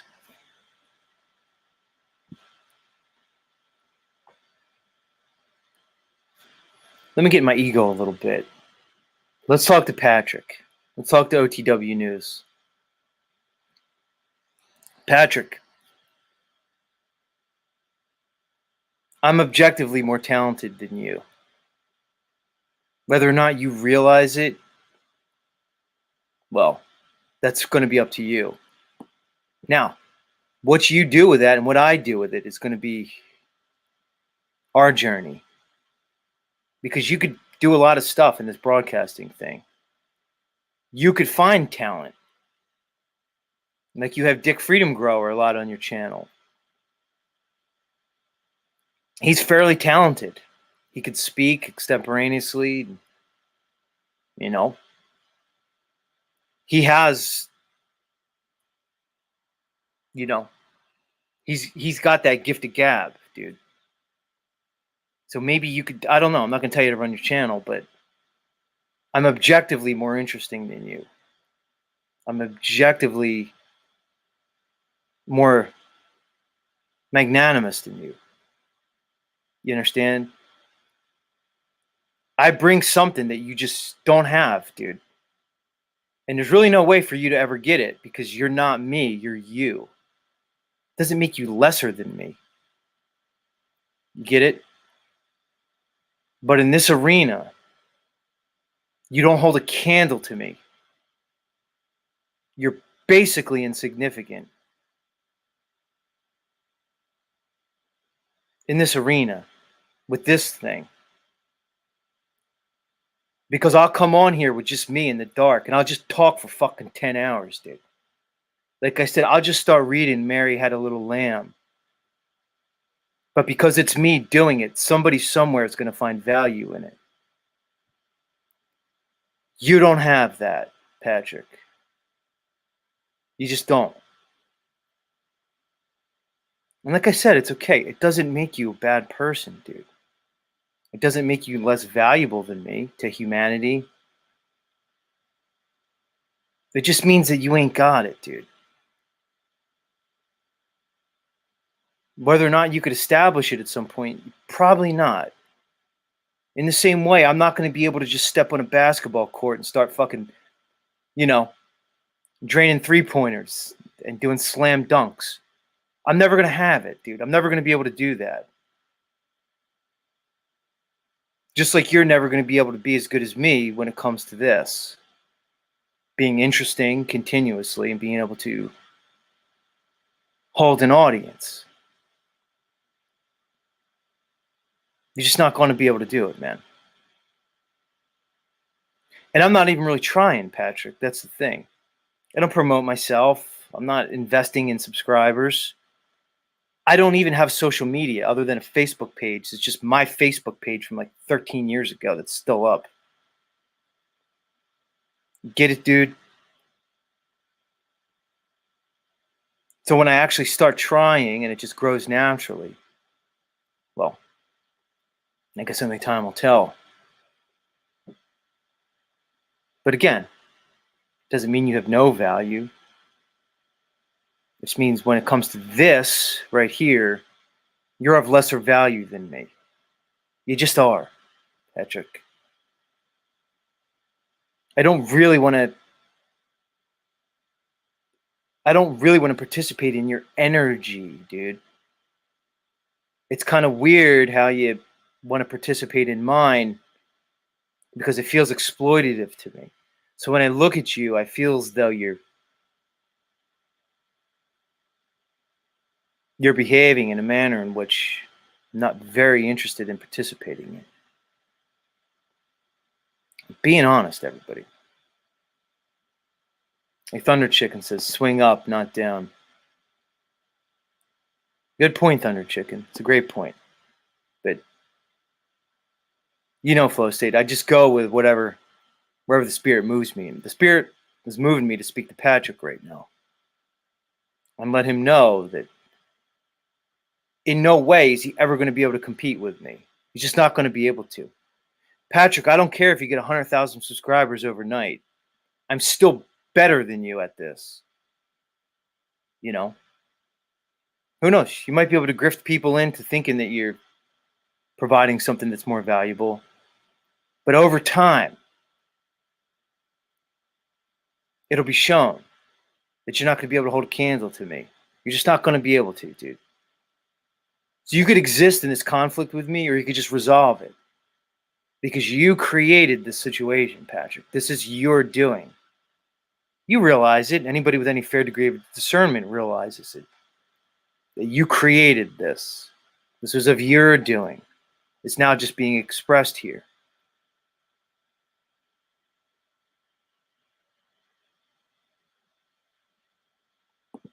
Much love, Mateo. He says Z being pretentious, but he could put a question mark on it. So the inflection would be more like, Z, are you being pretentious? Possibly, Mateo. I guess it's all a matter of interpretation. But it's just a reality, Patrick. It just is that way. Take it for what it's worth, dude. Like I said, restream me, spend 9 hours ruminating on this, looping. Basically, use me for content. It's fine. You do it. Notice, Patrick, that I don't ever put your name in my title like you do. You understand? You're never going to see the OTW's name in my title, dude. It's just going to say Z Show. Right? What does that say? You come here and watch me. Patrick, I literally almost never go to watch you. Like I said, I have a respect for you. I do think you have an eye for truth. But you're just never going to be as good as me with this right here. You're just not going to. Ever.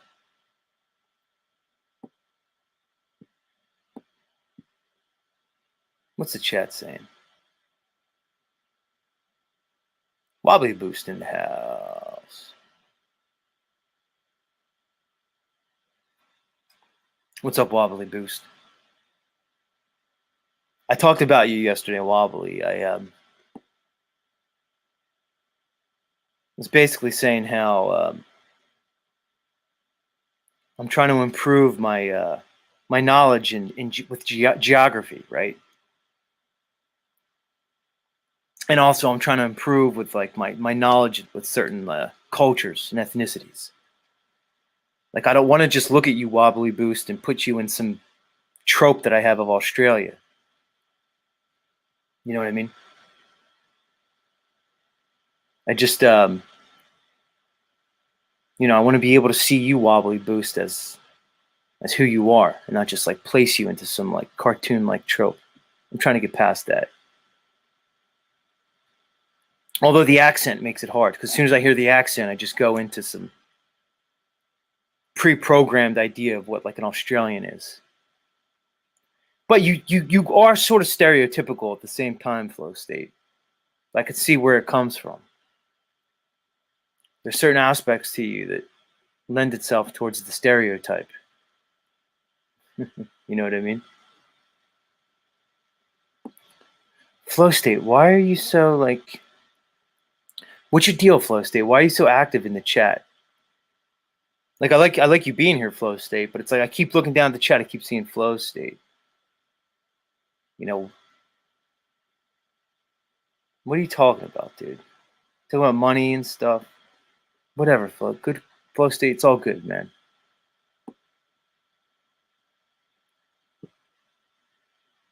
Why am I so involved with you right now, flow state? What is with that? You seem to be going at it with our friend Heidi. Cleveland Steve in the house. Much love, Cleveland Steve. Steve, did you see our tournament yesterday? Did you catch that? Check that out.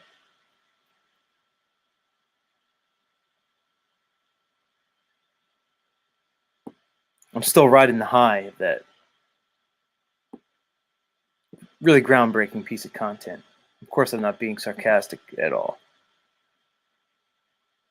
What's Wobbly saying? He says, cool, Zed. I'll gladly share some culture and landscapes one time. Make it real, past Croc Dundee. Right, it always goes back to Crocodile Dundee.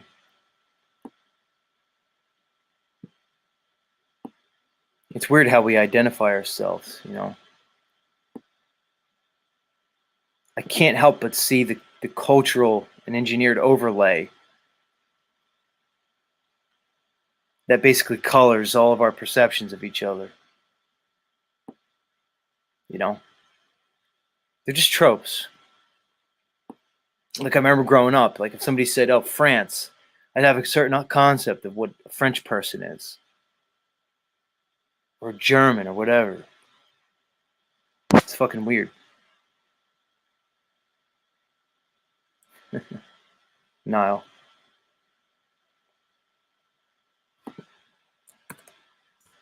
Drop the link again if anybody wants to come up and chat. But yeah, Wobbly.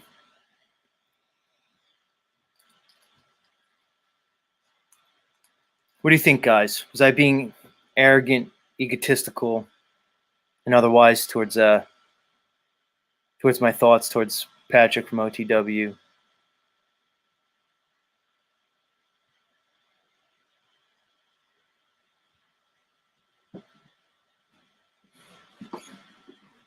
Because I know, Patrick, you're going to spin, you're going to spiral, you're going to do all those things. It's all on you, dude. Just remember, you did this, Patrick. You created whatever your experience is on this metaverse. Not just between me, but between all of us.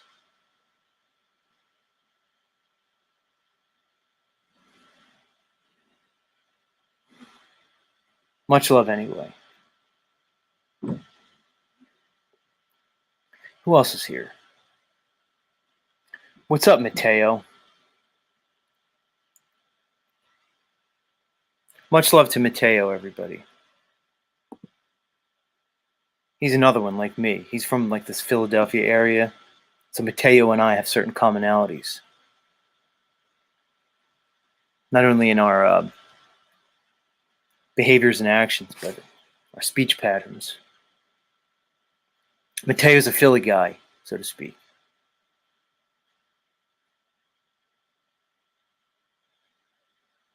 I lived right outside of Philadelphia for a couple years, and it's an interesting city, to say the least. It's got a certain culture to it.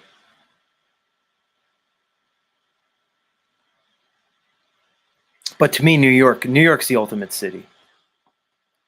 It always was for me. When I'm in New York, and I say in as opposed to on, because when you're in New York, you are in that consciousness. To me, New York just has its own frequency. And that when you're just in it, you can't help but submit to its, it almost has a consciousness to it.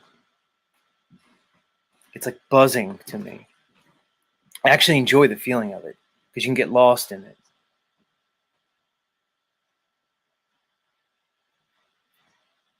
In some ways, New York to me just feels like the center of the psychic universe, so to speak.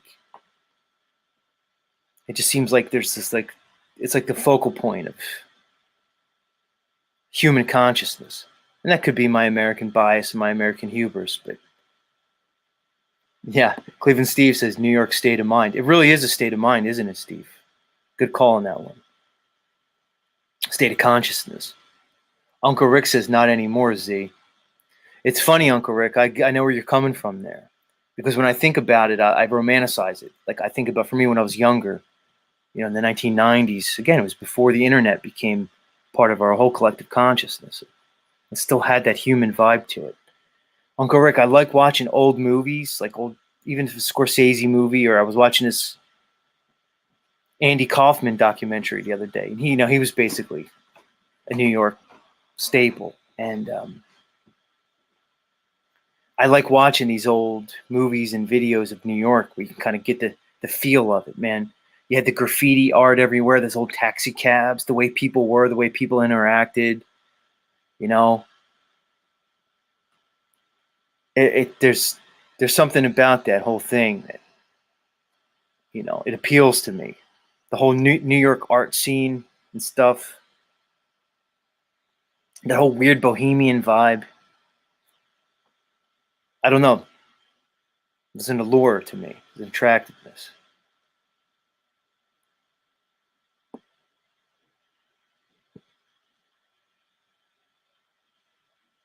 Who else is here? Emmanuel's. We met Emmanuel the other day. Much love, Emmanuel. I forget what we talked about. Oh yeah, it was something about the nature of reality, the realm. What else, of course? Much love. Who else is here?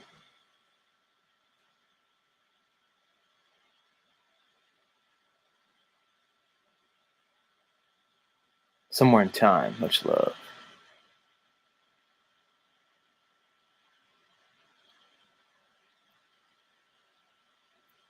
Who else? Wobbly Boost says Zed power just peachy. Nice Wobbly Boost.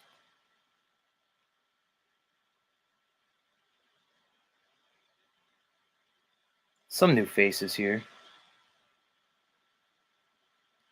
Kelly Knuckles says, wow, so humble. Must have been referring to my little diatribe that I went on there about our friend OTW News.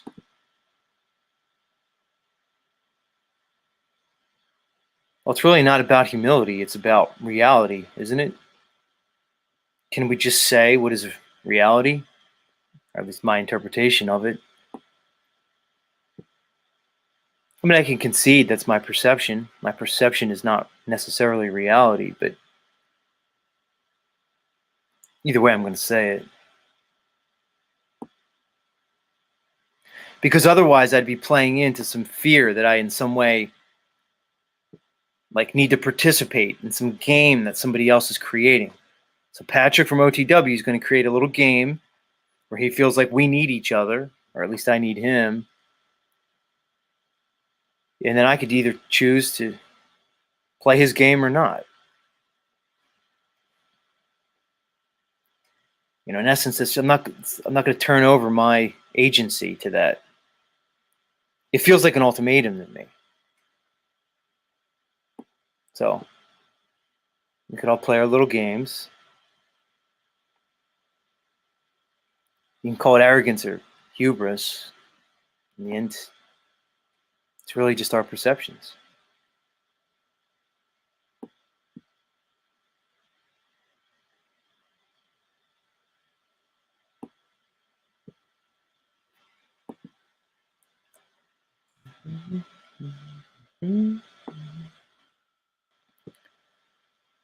I realized the other day I don't have any. I don't really have a presence, like a social media presence. I'm not sure how much I want one either. Like, I don't have an Instagram. I don't have a Facebook. I don't have anything like that. But I probably should start something up. You know, something, some kind of way to enter into that whole arena.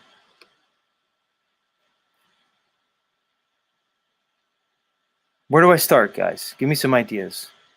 Do I get my whole Facebook thing going? Is it Instagram? I don't really want to participate in most of that, but I want to have some kind of presence somewhere. I want people to be able to tap into whatever it is I'm doing, you know?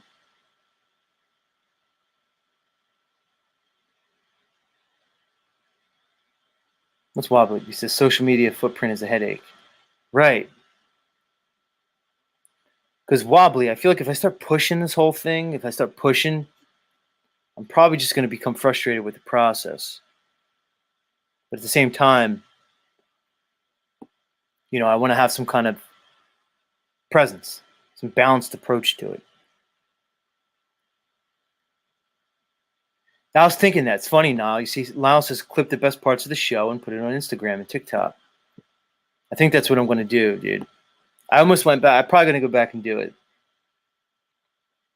There you go, Niall. See, coming through again, dude.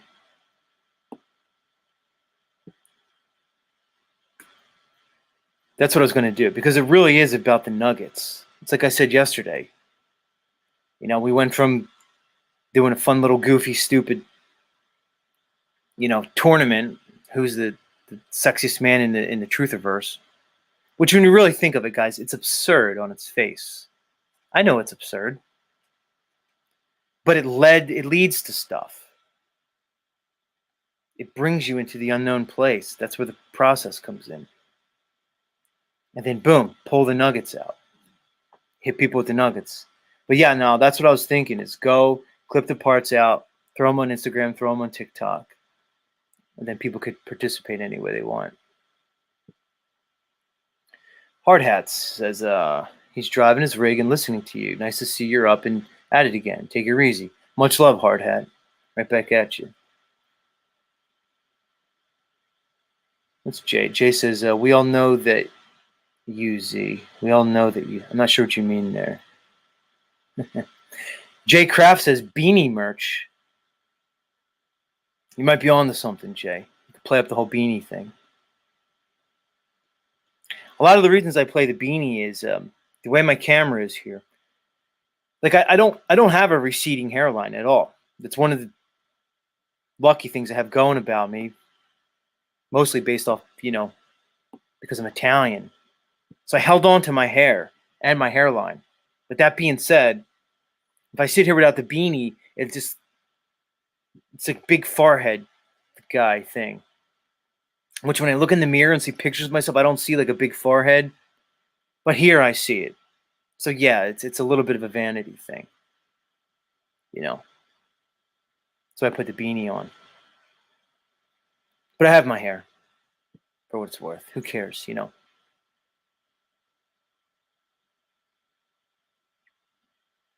Ladies and gentlemen, so welcome the next guest to the stream. Green Man, welcome to the show. Hey, how you doing? Can you hear me? What's up, Green Man? Yeah, you're loud and clear. Everything sounds good. Yeah, I what's love the up? show, you know. Some of the drama's a bit much, but when you get into the paranormal stuff, I love it, you know. Right on, man. Well, I appreciate that. You know, as far as the drama, if you want to know the truth, like I said the other day, if you see drama being expressed here, it's likely some internal drama. And I get it, dude. A lot of the drama, to me, I see it as a crutch because it's easy to fall back into the drama because the show starts to run itself. But I think in some way it's like overall it could be detrimental if I engage in it too much. So I like mixing it up. I like bringing people up. They could say what they want. But then we move on. We get a different vibe going. You know what I mean? And sometimes that vitriol helps create the experience. It's cool. You know what? Yeah, I get it, man. You know? Yeah, I put it like this, Green Man, is like I said it the other day, it's like making a cake, right? when you look at all the individual ingredients of the cake, none of them are really of value in and of themselves in terms of creating like a nice, tasty dessert. You know what I mean? Like baking soda in and of itself, you wouldn't consume it, Yeah, or a bunch of raw just like eggs, a or a bunch pizza. of You know what I mean? right, Pepperoni or pineapple. Every ingredient adds a different flavor. You know. right. And that's why I said about like the chef thing, dude. So when I said, that I consider myself to be a pretty good chef or an aspiring chef, so to speak, in this whole arena, that's kind of the way I look at it. So there's different ingredients, but in the in you know, in the end, I'm the chef, I'm the cook. So I'm going to make It's this your whatever show, it man. Yeah, is. Yeah. it's your And I'm going to show. Exactly. present the meal, so to speak, and then people could decide whether or not there's value in it. So I Yeah. appreciate it. But you brought up the Yeah. paranormal stuff. Go ahead, go Oh, into it a all of little it, bit. man. Well, what about David Bowie? You know, do you think he sold his soul? Well, we could ask that question with really any successful Jimmy Page artist is or one of my favorite artists. Yeah, Jimmy Page. Just follow his Aleister Crowley stuff. You know. right. I mean, you can go back to the Beatles. You can even go back to like Robert Johnson, hey, the proverbial Yeah, exactly. The crossroads. crossroads. Yeah. You know, you know. I think there's some truth to it myself. Selling your soul. Well, here's the thing, dude. Whether it's David Bowie, Robert Johnson, or the Beatles, or anybody, one AC/DC. could say that one could sell their soul to their profession. I'll bring it up just because it popped up. Did our singer sell his soul to his marriage? You see what I'm saying? Did I sell my Yeah. soul to my profession when I was going there in some way feeling? I think Yeah. there's moments in You our lost a lives, lot, Green man. Man, where we Yeah, you lost where a we have lot. to make decisions where to me that moment of selling your soul is, are you engaging energetically in a process that is not filling you up again? So if I'm expending energy into some endeavor, if I'm not getting back at least the equivalent energy or more, I've sold have I not indeed some way sold my soul? I've sold my energy out with nothing in return, right? We've all sold our souls in some way. Yeah, I guess. And but here's the thing, Green Man, is like, as I've gone on this journey of, I like to call it a journey of truth, but let's just call it a journey of self-exploration. I sometimes pendulum swing, because when I look at, like, say, David Bowie or the Beatles or people whose music I really appreciate, and then we start to explore some of these darker, more occultic aspects of it, there may be a tendency to throw the baby out with the bathwater, right? So once you realize, oh fuck, did David Bowie sell his soul to become David Bowie or all these other people? And then you start to think, and then there's a fear that comes with it. But that's just a narrative at the same time. We don't really know I anything. We grew up don't really know listening to this Iron place. Maiden and Metallica. I've seen some of their first shows in the Bay Area, and I just can't really appreciate them anymore. Like I outgrew it. Right. Right. Same with Jimmy Page. When I found out about all this Aleister Crowley stuff, I used to want to play guitar and emulate them, and it's just hard to do anymore. I still appreciate the music, though. It's a trip, man. So let me ask you, dude, did you experience any sense of loss with that, dude? It's almost like a breakup where you're losing something in your Nah, life, you know man. what? 10 years ago, I started reading the Bible and became like very Christian-like, and my wife had cancer, and I started getting into prayer and learning about all these different religions and all these different things, and I found out about the power of water and the power of healing, through even the Bible, and my wife is still here with me, and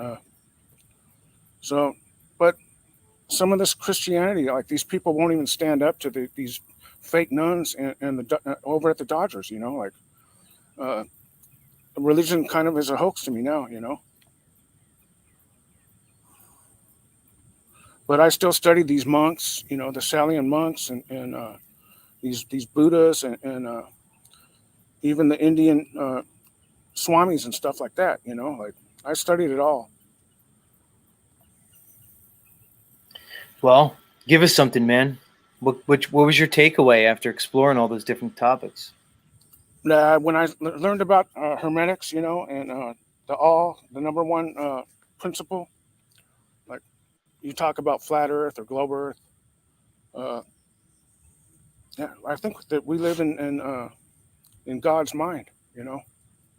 But I'm not sure, you know. That's just my take right now. But you know, we're living in a dream. What do you think? I like that thought. More and more, I've been resonating along those lines, dude. I was talking about this the other day, where people talk about the like simulation theory. Is this reality some type of simulation or whatever? But Yeah, I don't think to it's me, computer. yeah, I kind of resonate with that. To me, it just comes down to semantics because it does feel dreamlike in some way. Sometimes I often wonder if, like I said the other day, if you know, if the ultimate reality is actually more of like some type of astral reality, and that this physical world that we exist in is just like is really the actual illusion. It's just a different way of looking at things, man. Yeah, But just like I "Hallowed Be Thy it should. Name," you know that Iron Maiden song. It's just a dream. The whole thing is just like some kind of illusion, you know. What's funny, dude? I like heavy metal.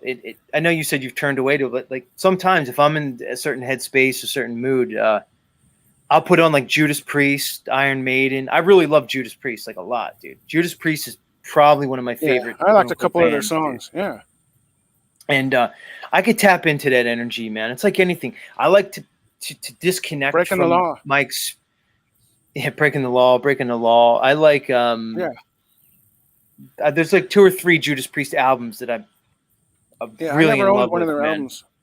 Yeah, I'm an album guy, Greenman, because I like an album because it's a concept. So it's a beginning and an end. It's like a little movie or something Yeah, where, for sure. yeah, so if the Yeah, album's done right, if there's a concept around it. exactly. So to me, it's like I'm saying about this whole experience here. It's a vibe that I could tap into. It's like if somebody wants to come here and tap into the Z vibe, they could do it. If I want to tap into the Judas Priest vibe, I could do it, right? So I like being able to pick things up, detaching myself somewhat from the experience while at the same time participating in it, holding it up, looking at it, and then being able to put it down and move on.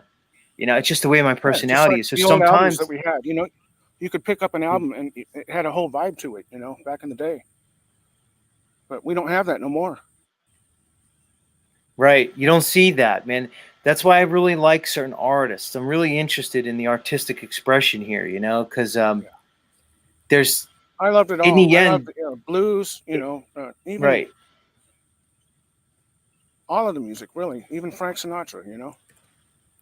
exactly, dude. And that's the thing. The artist does what they do, and then they move on. They leave it there.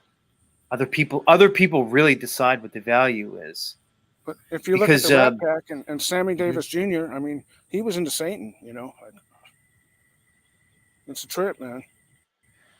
Listen, bro, we can go and look into all the whole music industry from beginning to Yeah, end. I've been down that road too far. You know, I mean, we could talk about a million subjects, you and me, but it's cool, man.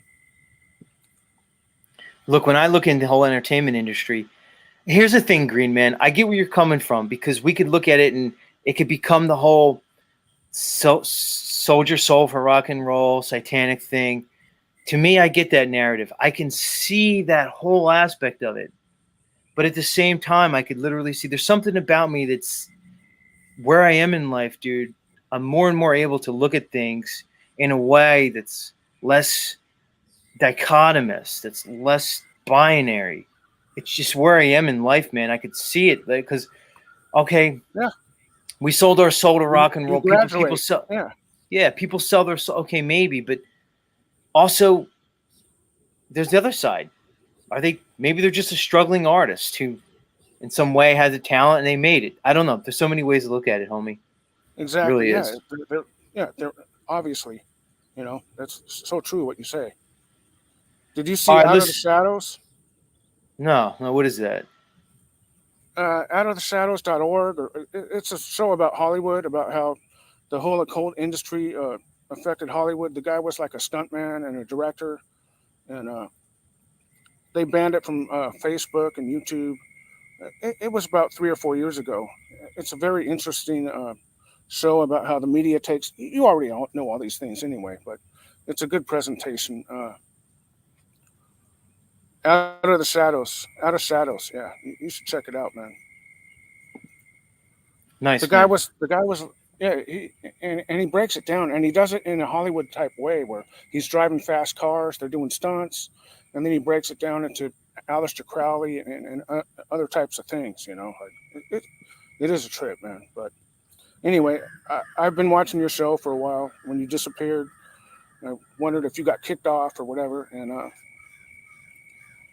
anyway, I just wanted to join the show. I don't even know why, but Cool, man. Appreciate you coming up here, dude. You know, you hit us with a little stuff. You gave us something to work with, dude. And then, you know, then we move on, dude. yeah, Appreciate it. I got to Any get any back to final? my life. Cool, man. Yeah, you know, like, but it's good to talk to you in person, and keep up the good work, man. Cool, man. Much love, dude. All right, later on. That's Green Man, everybody. He went, you know, he was just a name in a chat. Now I got a face behind the name.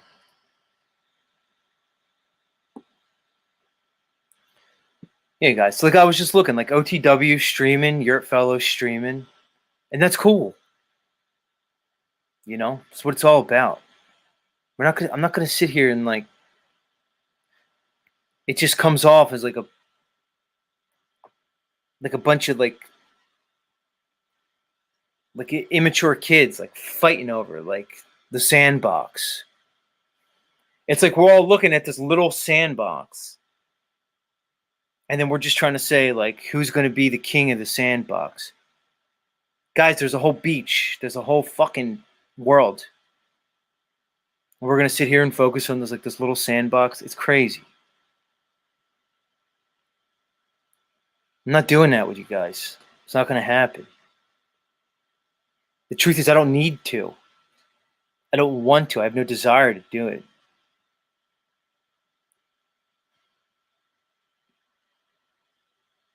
And that's why I'm me. And Patrick, that's why you're you. And it's just the way it's always going to be.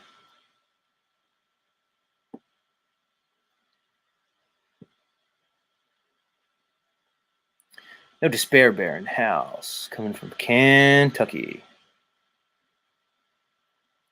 I like No Despair Bear. No Despair Bear's got like a certain presence to him. Not to mention he and I like we resonate on a lot of the same topics.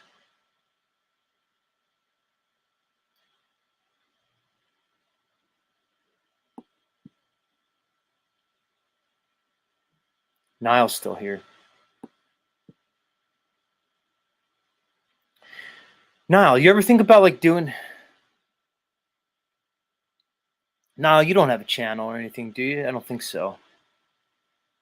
Niall, you're like one of those guys. You're just kind of like interested in the community. It seems like you like being a part of it. You like. It's like you're in it for like the love of the game, so to speak. Like it seems like when Niall comes up on Marika says, yeah, cuz No Despair Bear constantly squirting. Shout out to the big bear, squirt, squirt. I love looking down and seeing Marika there. And then I get to realize, oh, Marika's sitting there, we're vibing, it's cool, it's nice. I don't want to spin off on that. I don't want to make Christy Lee dolls jealous. You know, although maybe a little jealousy will do everybody good, you know? Tends to motivate people. But it seems like Niall's in it for like the love of the game. Like he comes up, he contributes. He seems to have a generous spirit to him. It's all about your energy, guys. That's what you bring to it. What's No Despair Bear? No Despair Bear says, and would they have started their shows if you hadn't come back, Z? I don't know, NDB. I'm not sure. It doesn't really matter. Like what I'm doing, I'm just going to engage in the whole Z thing. It really is self-indulgent on my part. It really is. I'm really coming here. What I want to do is establish this morning presence where you guys know you could find me here each morning, each weekday morning. But then I want to go out. I've said this a million times. I want to talk to people in the real world. That's really going to be my whole thing, my whole shtick, so to speak, if you want to call it that. It's basically, I'm going to sum it up real easy. It's taking this whole truthiverse and then exposing the truthiverse to the world. And then seeing the interactions that come from that. It's really what it is. Or my version of the truthiverse, or like the truthiverse through the lens of Z. That's all it is. It could be nothing. I could turn on Monday and there could be like one person watching me or zero. I'll probably still keep doing this. But who knows? It might fizzle out. But either way, I don't think it will. That's not been my experience at all. Like I said, I like the process of it. Sometimes I just like interacting with the chat, you know? Marika said, our singer, I was feeling what you were saying up there. Good to see you. Much love. Yeah, Marika. I was feeling with our singer. I was feeling what Uncle Rick was saying myself. I didn't want to make it about me, but you know, he was kind of hitting on certain things that resonated with me. And again, going back to the whole concept of a relationship. It's like we've talked about on Paul's channel like a million times. One of the things I resonate strongly with Paul on is this concept of relationships, monogamy, and just the whole dynamic around relationships in general, and how we've crossed over so many things. Like even the word love. The word love, we just put it under some singular umbrella of like what love is, what love means, but love really means so many different things when you break it down. You know, there's the brotherly love, so to speak, the collegial love. There's a familial love. There's a, for lack of a better term, romantic love, which is a weird term in and of itself, romance. We can consider that like a sexual type of love. Is that really what it is? They're really all, there should be different words for them. And apparently the Greeks had many words for love. Agape, phili, you know, I guess like an eros type of thing. So when we really look at what that means, it's so many different things, but we put these artificial constraints on these different concepts. So I'm sure our singer loves his wife. I'm sure he does. But does that mean that his energy has to be forever bound with hers? And that whatever she has, her dissonance, whatever dissonant energy that she's embodying, which is completely in and of her own making and her own experience, does that mean he has to be imprisoned by her dissonant energy? Because it's really just an energy thing. What is his responsibility to her in some way? You know, he committed verbally to a marriage contract, whether he signed one with the state or otherwise, but what are his responsibilities? What is his obligation to that contract? Because the contract's a two-way street. Isn't any real relationship a mutually beneficial one? Otherwise, it's really not a relationship. It's an exploitation. So what does Uncle Rick really owe his wife at this point? What does he owe himself? You know, I'm sure probably everybody here could relate with this story that I'm creating here, with this narrative. I'm sure we've all dealt with it in some way, in multiple ways, in multiple different expressions, in multiple different types of relationships that we can have. What do we owe anybody, really? What do we owe ourselves? There's no real solid concrete answers here. It really is an energetic game. It really is a frequency. It's so simple, but I can't escape this understanding that it's really just an energetic frequency game. I don't see it any other way. Because we could use our thought, we could think in certain ways. Our thoughts are really governed by our language. Our thoughts are going to be constricted by the particular language that we utilize. But the thought isn't the real, it's not the reality. It's still just a thought. It's still construct.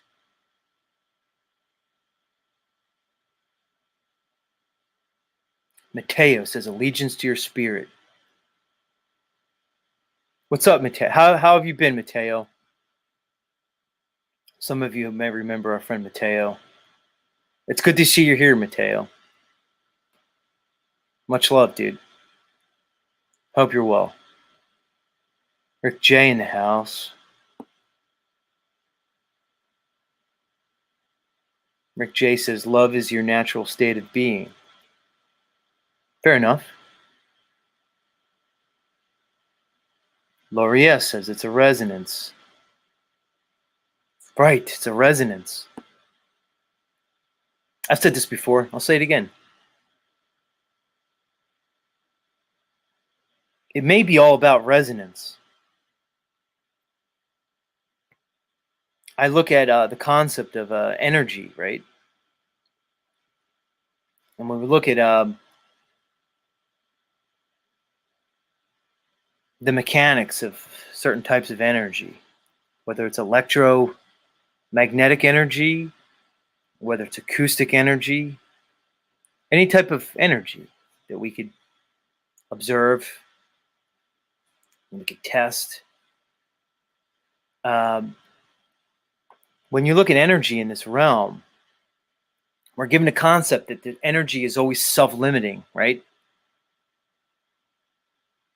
However, when you explore the concept of resonance, we see a different understanding of energy. When we look at a resonance system, to me, that is really the only mechanism in which you can have an input of energy that's greater, where you can have an output of energy that's greater than its input, where there's no loss or dissipation of energy within the process, right?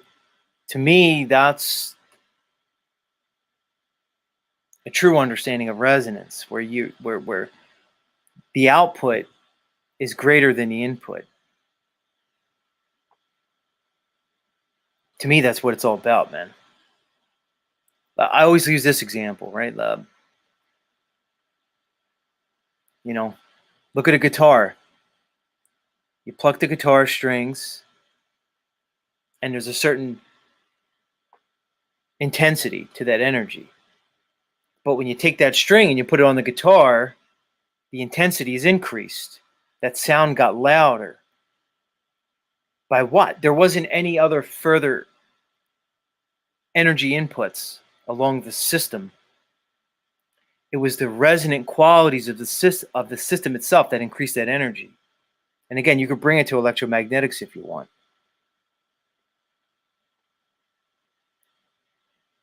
So if we can find a resonance, we could exist in a system where it's not a 0-point game.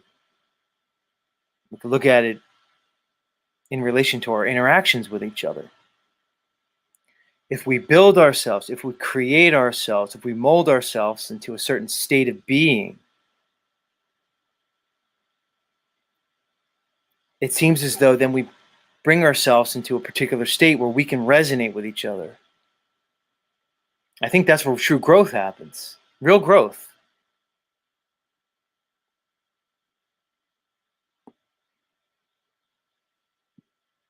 All right, everybody, it's 9 o'clock. We're going to wind this down. Much love to all the content creators out there. Do your thing. express yourself, and likewise. I'll be back Monday. Anybody who wants to come up here, you can talk to me. I don't turn anybody away. It's very rare. I don't know if I've ever done it. Come up, we can talk. Doesn't mean I'm going to keep you up here.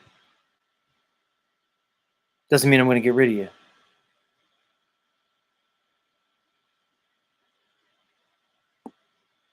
Much love, Lori. Grateful to be back. You too, Mimi. We'll all do our thing. Much love, everybody. What's my closing? What's my closing statement? 3 fingers. I've been playing with it. I got to find my closing. We'll go with this one. This is the one I've been going with. Much love, everybody. Parting is such sweet sorrow. Sorrow. See, the word sorrow is hard for me to say. With my South Jersey slack-jawed type of drawl. So to include the word sorrow in my closing is probably not good because I'll probably stumble over it each day. How's this? Parting is bittersweet. So let's not say goodbye. Let's say farewell for now. Peace out, y'all.